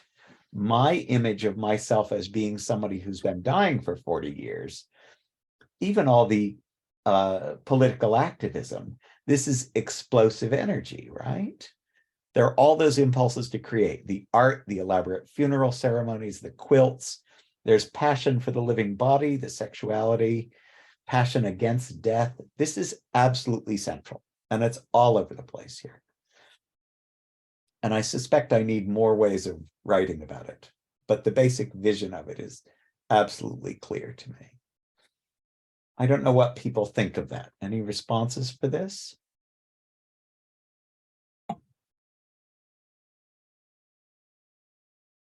I can show you a video and then you can, let me show you something a bit different in videos. You might like this. Oh, first, here's a picture from, I did teach in Hong Kong for 4 years. And during that time, this was Craig, a cartoonist who was very popular, very famous, is a gay cartoonist. A lot of his cartoons weren't gay. The ones that appeared in the South China Morning Post, you know, were much more sort of tame. But this was his cover for the AIDS Project Hong Kong. Their brochure, Life is a Game, Let's Play It Safe, in both Cantonese and English. And this playful, cheerful, you know, take care of yourself kind of thing. Here's the video I was thinking.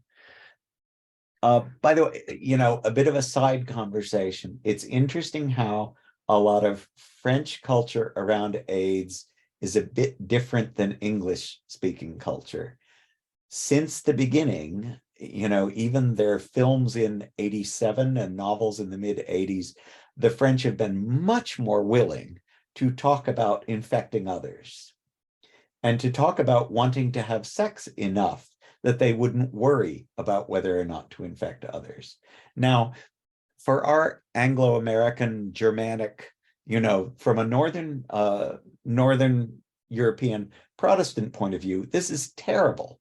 And in all the stuff I have on AIDS, hardly anybody ever talks about infecting somebody else.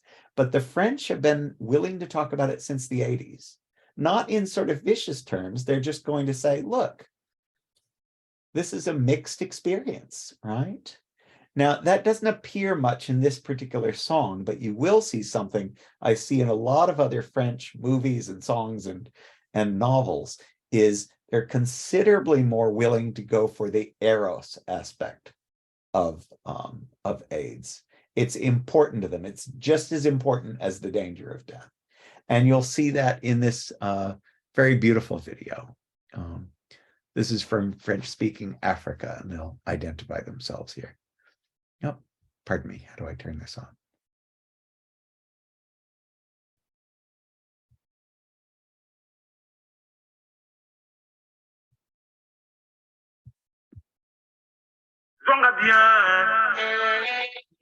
Yeah. Qu'il y ait des histoires des gens vrais, loin des mythes et légendes. Assumer à voix haute, avec courage. Tiamatoi. Nagotama na ngondeko na wanganite na melaka banti retro viro na batamite o zonga bien deko zonga bien deko zonga bien zonga bien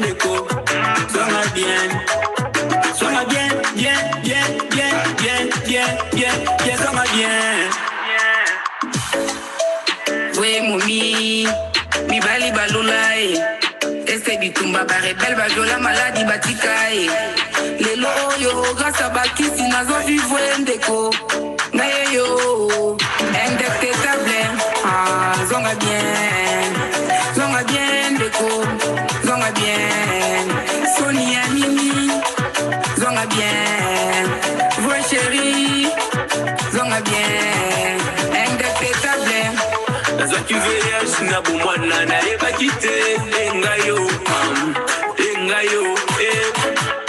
La kanisa kimokili esiki na eba kite kebakisi ezali banti retrovure ezali banana banda komela espoir ya bomoi molai aspe songa bien tendance songa bien santé songa bien cadence songa bien écho songa bien se faire dépister pour le bien de sa vie, connaître son état sérologique, assure le meilleur d'une vie, bien pour la suite d'incertitude, comme les autres, tels que les autres, loin des préjugés et autres, malgré l'abandon, le mépris, le rejet, mais grâce à Hervé, un homme retrouve sa santé, une femme peut vivre et enfanter.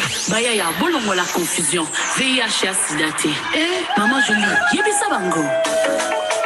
Zeni yango yo mwana zoya nazane sengo Mama moboti na VIH nazane sengo Bile boche kipwena vina ngai lelo botala Ezambe mwana zoya deko Zonga bien deko Zonga bien Zonga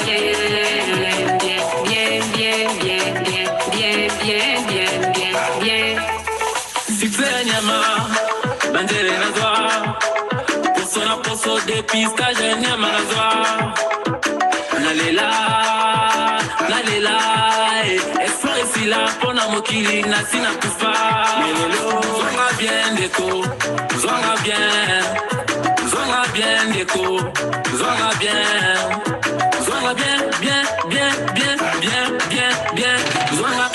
Bien, mon mère zonga bien. Même si j'ai le niam, qu'est-ce que t'en sais? Rien. C'est la marque sous-marine, un coco, ton abimi, sosola, donc solo là, bien. Tikabilo bela, yonde mieba, bien. Ndeko, pourquoi j'ai ça la dépistage et les kia qui diabo? Ala bien. Kozanga koyeba, mama na mbeba, etinda mafinga, kobanga kochola koyina, wakis, baninga, yeah, bela, un visage ouvert, des gens avec des histoires vraies, loin de légende, avec courage, s'engage contre la stigmatisation, yeah.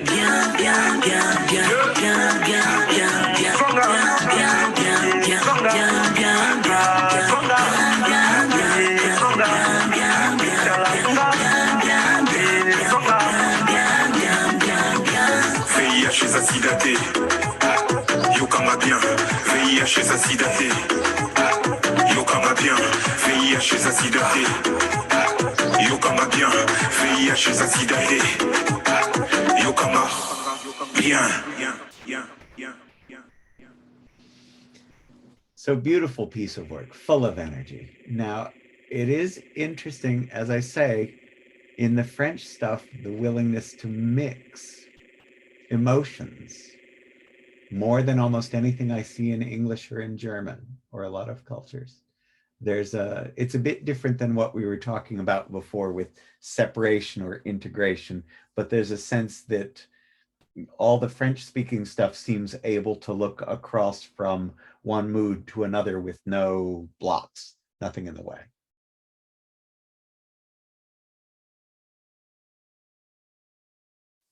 So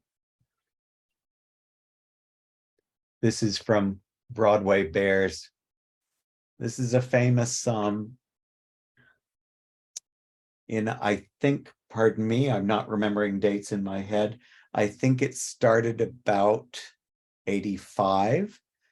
Some Broadway dancers decided to do a striptease act in one of the gay bars in order to generate some money for AIDS support, AIDS research, which has turned into an absolutely immense yearly event in New York. It doesn't generally it never gets televised. It is actually designed for all of the companies, the dancers, the essentially the hoofers across Broadway. It's not for the stars, it's for the rest of them. And if you've ever worked with dancers, of course, dancers and their bodies are amazing, right? And AIDS did hit them very hard when it hit New York, as it has in any theater community. So they will do these playful things. They'll still do a lot of nudie shows. They'll do jokes, they'll do comedy. They'll often have different stars come in very carefully because this is about the chorus, not about those stars. And they'll generate huge amounts of money and huge shows every year. So this will be not only taking something back, but something explosively Dionysian, physical, sensual, sexual, as sort of pushing back at what AIDS means otherwise. So that is my material. I thought I had way too much. Fortunately, it's not too bad. Would you like to talk about anything? Would you like to ask about anything or see anything else or do anything else? The time is yours. I was that video that you showed, the one in French. I was just taking note about, the reasons that people had HIV. So in a way, it was, I don't want to say it was destigmatizing. In a way, I almost felt like, is this strengthening a stigma here? Because I was raped, I was a child, I was, in other words, I was an unwilling participant in this, and I have AIDS. And then I think one, said, I like to sleep with many women. And, and so, I got infected, or I got, I suppose HIV. I didn't notice anybody gay in there. Yeah. So. But frequently in Africa, there just aren't many gay people around, at least who are visible. Okay. So when we go into, you must be censoring something, it's like, not necessarily. It's surprisingly complicated and layered in different countries in different ways. In Thailand, heterosexual and homosexual, or in the Netherlands, that would be easy. They wouldn't care at all, right? In China, everyone would be very paranoid and no one would speak up. In Africa, it's largely among heterosexual communities. But one of the problems will also be, I also see what you're saying of, are they treating themselves as, it wasn't my fault? What used to be called innocent victims, which is a term that we're not allowed to say anymore. I'm not sure it's as important for them as it would have been for us. Because I know that in a lot of African countries, simply being HIV positive is itself, you are now evil. You are now thrown out of the church. You are now bad. And there's not much of a distinction between how you got it, right? This is very common. let's see, a colleague of mine at Newcastle. Interestingly enough, she's not in any of the AIDS organizations. She's in my music department.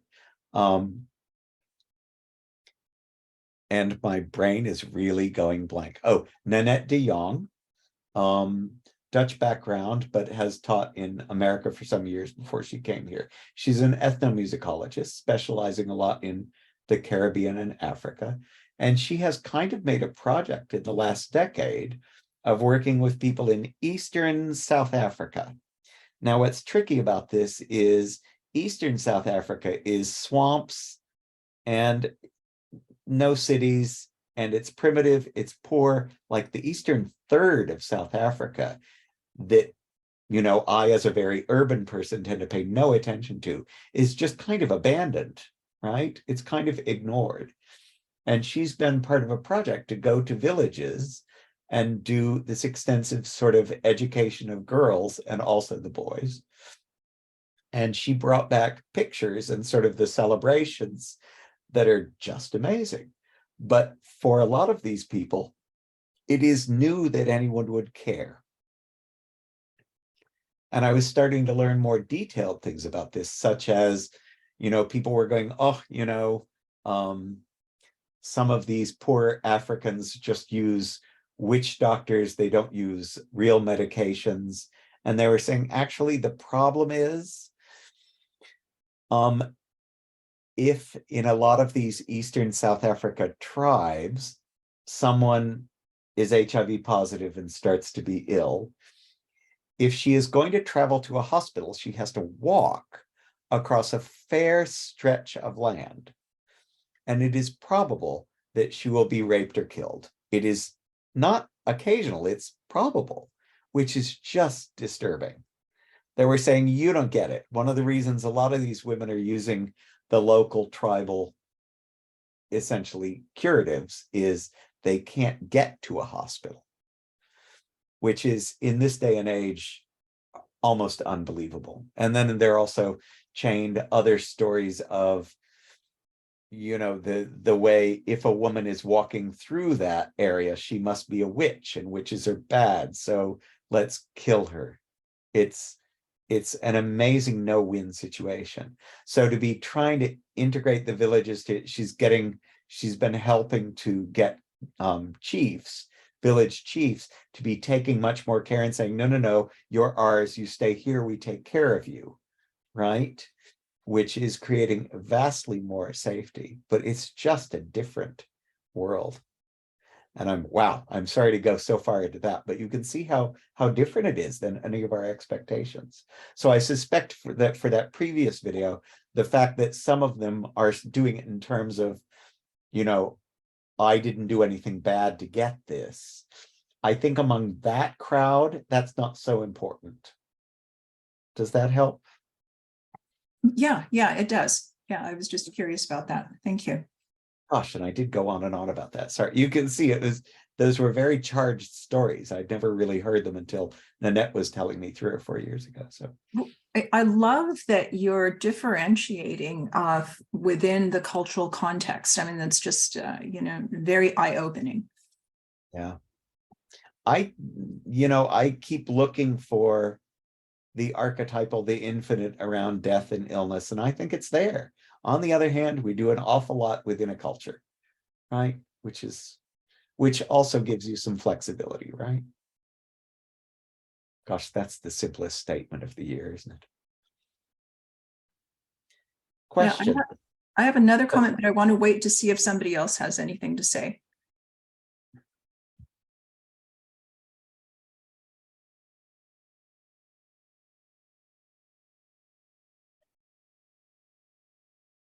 Perhaps you have to go ahead, Sonia. Okay. I saw Elizabeth leaning forward. I just wanted to make sure. Sometimes my unmute doesn't unmute, and I'm sitting there going click, click, click, click with my mouse. There she is. Yeah, I was just looking at the Sleeping Beauty at the books, and it looks like Jung's Red Book, and then there's Sleeping Beauty underneath. Ah, right. Yes. I think Yeah. Sleeping Beauty is a good archetype because there is a beauty in death as well, and you sleep, and maybe you get woken up after 100 years. It's tricky, isn't it? There's something nice about Sleeping Beauty. Yeah. But there will also be that classic conversation that overlaps a whole lot of different aspects of this, especially with young people. Knowing that if they were to actually die, they don't get to come back. She doesn't wake after 100 years. No, she doesn't. But it's just that myth. Of course, I understand. Yes. But you know, when you've had young people who are especially despairing, or especially who cares if I live in things. And I occasionally quoted at them, you know, Colette, the French writer. She wrote a lot of newspaper columns for years in Paris. And I have a lovely book of this stuff. 2/3 of the way through, there's one that always really struck me. This must be, I don't know, 1910s. There was a sort of suicide mania among children in Paris. And children kept threatening to commit suicide. A few of them did it. And she's talking about it. She says, at the end, she says, you know, the boy who so angrily says, if you make me eat my dinner, I'll kill myself. He can see the funeral and he can see his parents grieving and everybody feeling very sort of sorry and that he's justified, right? And he can see everybody being sorry and the priest and all this. And her last line is, what he doesn't see is he's not there. No, he's dead. Yeah. Right, which is, you know, she's really good, but she's pointing that out. And I think when we've had younger people who are really despairing, you often have to say, no, you don't get it, right? If you give all of this up, you lose all of it. Yeah, yeah. And you should regret that, whether you know it now or not, right? Yeah. It's tricky, isn't it? You can see how much I put into that. I have strong reactions around death stuff, I suppose. So yeah.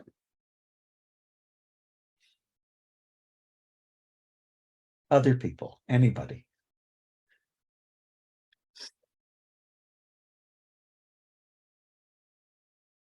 I thought I had too much material and perhaps it's better that I didn't, but really anything else you'd like to ask about or ask for, or? I have a request and a comment. So I don't know if there's any way we could find out what the other books are that are serving as stairs here, but now that Elizabeth mentioned it, that's a big, I'd love to know that. I know this is the big finale. I think it's very possible, having seen partial videos of some of these shows, that there would have been previous scenes that might have had a bunch of fairy tales. Noticing the way the chorus is dressed, perhaps this was one that had and the fairy in back, perhaps this was one that had a fairy tale theme. Different ones over the decades have had different themes. So I suspect there might be a bunch of different fairy tale books right there, made into steps. Yeah. So that's as much as I know. One of the disappointing things about my God, my brain is going. I can't remember the proper names for anything. The book's right here. Broadway Bears is that aside from the large book of pictures, they've just never had any videos available in 40 years, nearly 40 years. But it is hugely respected. It's a huge deal, but it's purely a local deal. It's interesting. You can see clips of sometimes as much as 3 or 4 minute videos of a particular dance number. Usually very funny, often very sexy, very hilarious. Some of them heterosexual, a lot of them gay. This is for Broadway choruses, and it gives a very strong feeling of, look, this is our territory. We're going to do it the way we want to, right? So it's lovely stuff, though. So when you look at this image here, do you have any thoughts about your comments about the passion against death? I'll pause. Actually, I'm going to keep going instead, because, on the one hand, when I think about passion against death, there's a part that feels like just screw it all. I don't care if I die. Oh, I see. Or That's certainly not what I'm thinking. or I'm going to passionately with all my energy avoid death. And and I was thinking, and how does that? I get it. Why don't we think in somewhat more Dionysian terms? Dionysus. Dionysus is careless. He can be. He's a god, right? Originally, it's drinking, but it will, by extension, be sexual passion, energy. In the Bacchae, it turns into violence. For him, there isn't a huge difference here. He's not going to die. He's an archetype. He's a god, right? Now, if you've known dancers, I actually managed dancers some of the 80s. Number one, they're gorgeous, right? They are disorientingly gorgeous. And one of the strange things, which perhaps this is a tacky thing to say, but they don't mind going to bed with the rest of us. They know they're always going to be prettier than we are, and they don't mind because they love their bodies and they love bodies, period, right?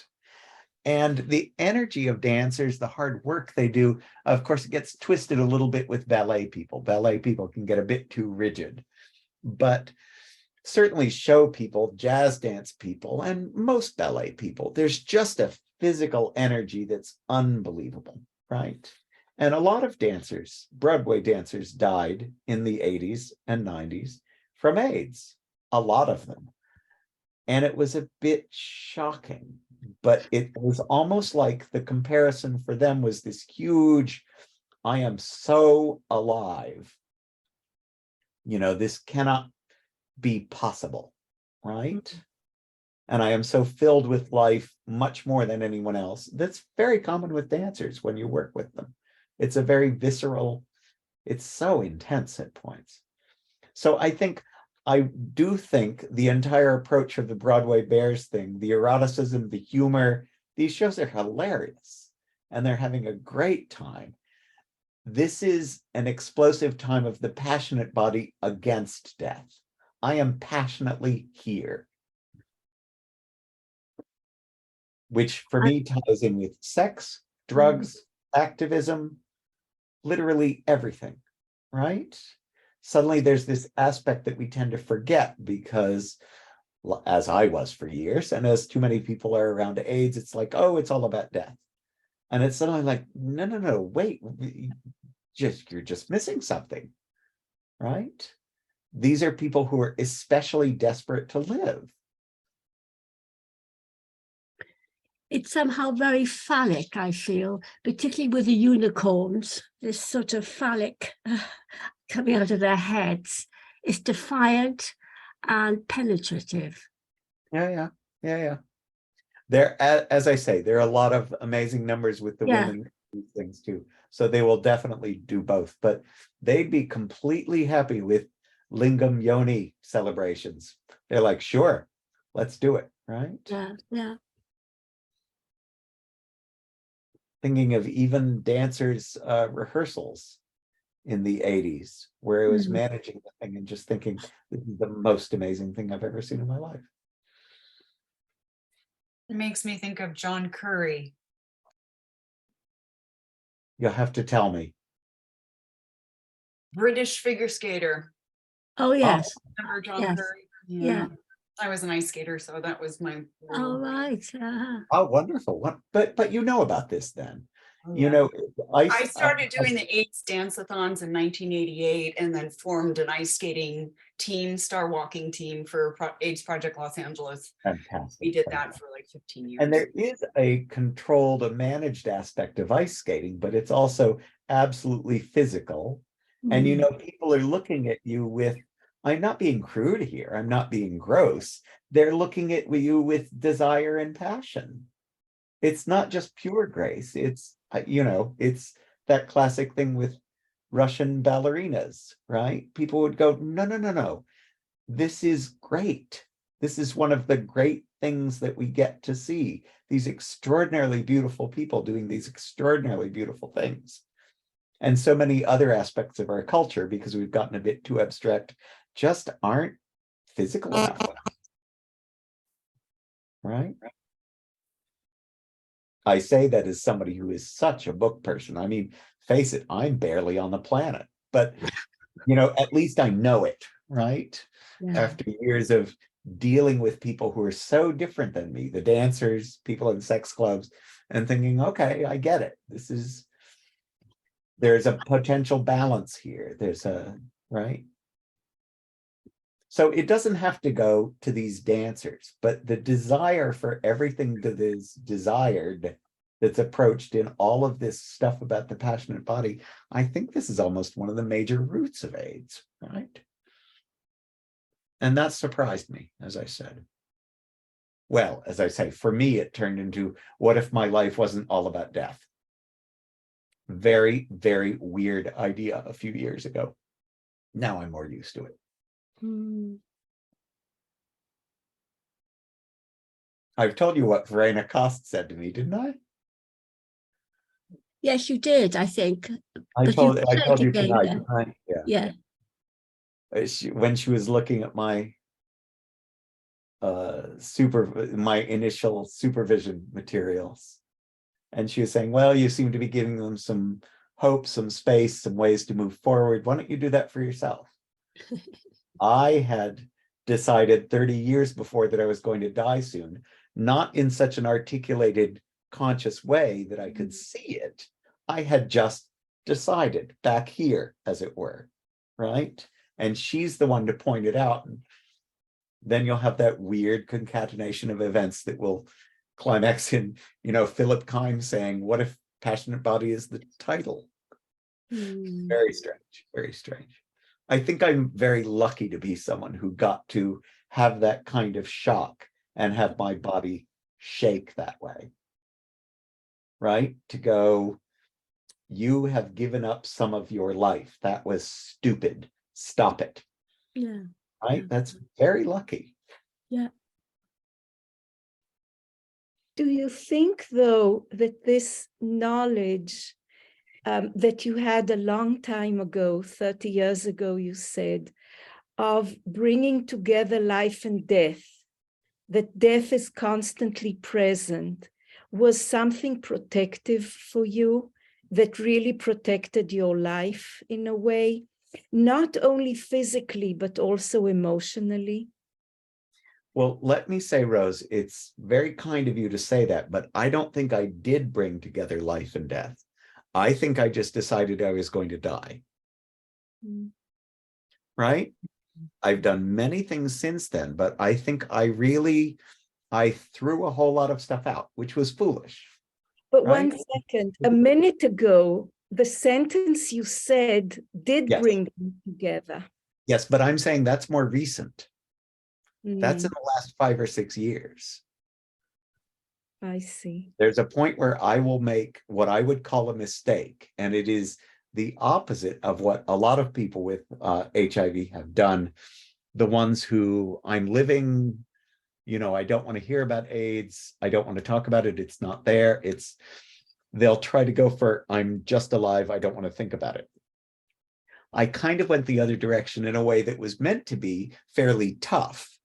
But at another level, and I was too young to understand this, was also despairing. Yes, but also protective. Yes, absolutely. It was, it was stable, right? Like so many choices that we all make when we do neurotic or complex driven choices, we'll choose something stable and predictable and solid. And I'm saying even more than that. It was something protective and generative that went in the opposite direction, but brought you back to the polar side of things. Yeah, no, I agree. By the way, there's another whole story here of one of the people I will meet in Los Angeles in the late 80s, Terry Wolverton, who taught a writing class at the Gay and Lesbian Center. And then the third person will be Majaya Bhagavati, who is a spiritual teacher from Florida. Now, I'm not particularly religious, but she will be an extraordinary support to me. This story is too long. Let's cut to the chase. She will give people Hindu names And when, after knowing her for 2 or 3 years and sending her poetry, she's calling me poet. And she hasn't given me a Hindu name. And I'm like, why not? And she looks embarrassed. Now, this is a woman who never looks embarrassed. Tends to be loud. She looks brash. She was that sort of rather wild type of spirituality that there are names for it in Buddhism, but there will be people who aren't polite and restrained. They're full of energy in this Dionysian way. And it turns out she's given me a name, which is Nachiketas, which is the boy in the Katha Upanishad who makes friends with death. And she says, I gave you that name and I thought you might not like it or it might scare you, so I wasn't going to tell you. It will end up being hugely empowering, and it will be one of the images that I will get from that day is if I'm a bit too grim and a bit too focused about this is ending, it's because I want to know what's going on, right? Which is what happens at the beginning of the Katha Upanishad. The boy goes down to death and ends up being given 3 wishes, and the third one is, tell me the secret of death. And death says, I can't tell you that. The gods don't know that. And he says, tell me, right? Which is kind of like me in the late 80s.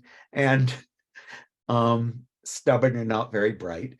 And death will finally say the secret of death is life, which will lead to the extended disquisition on reincarnation.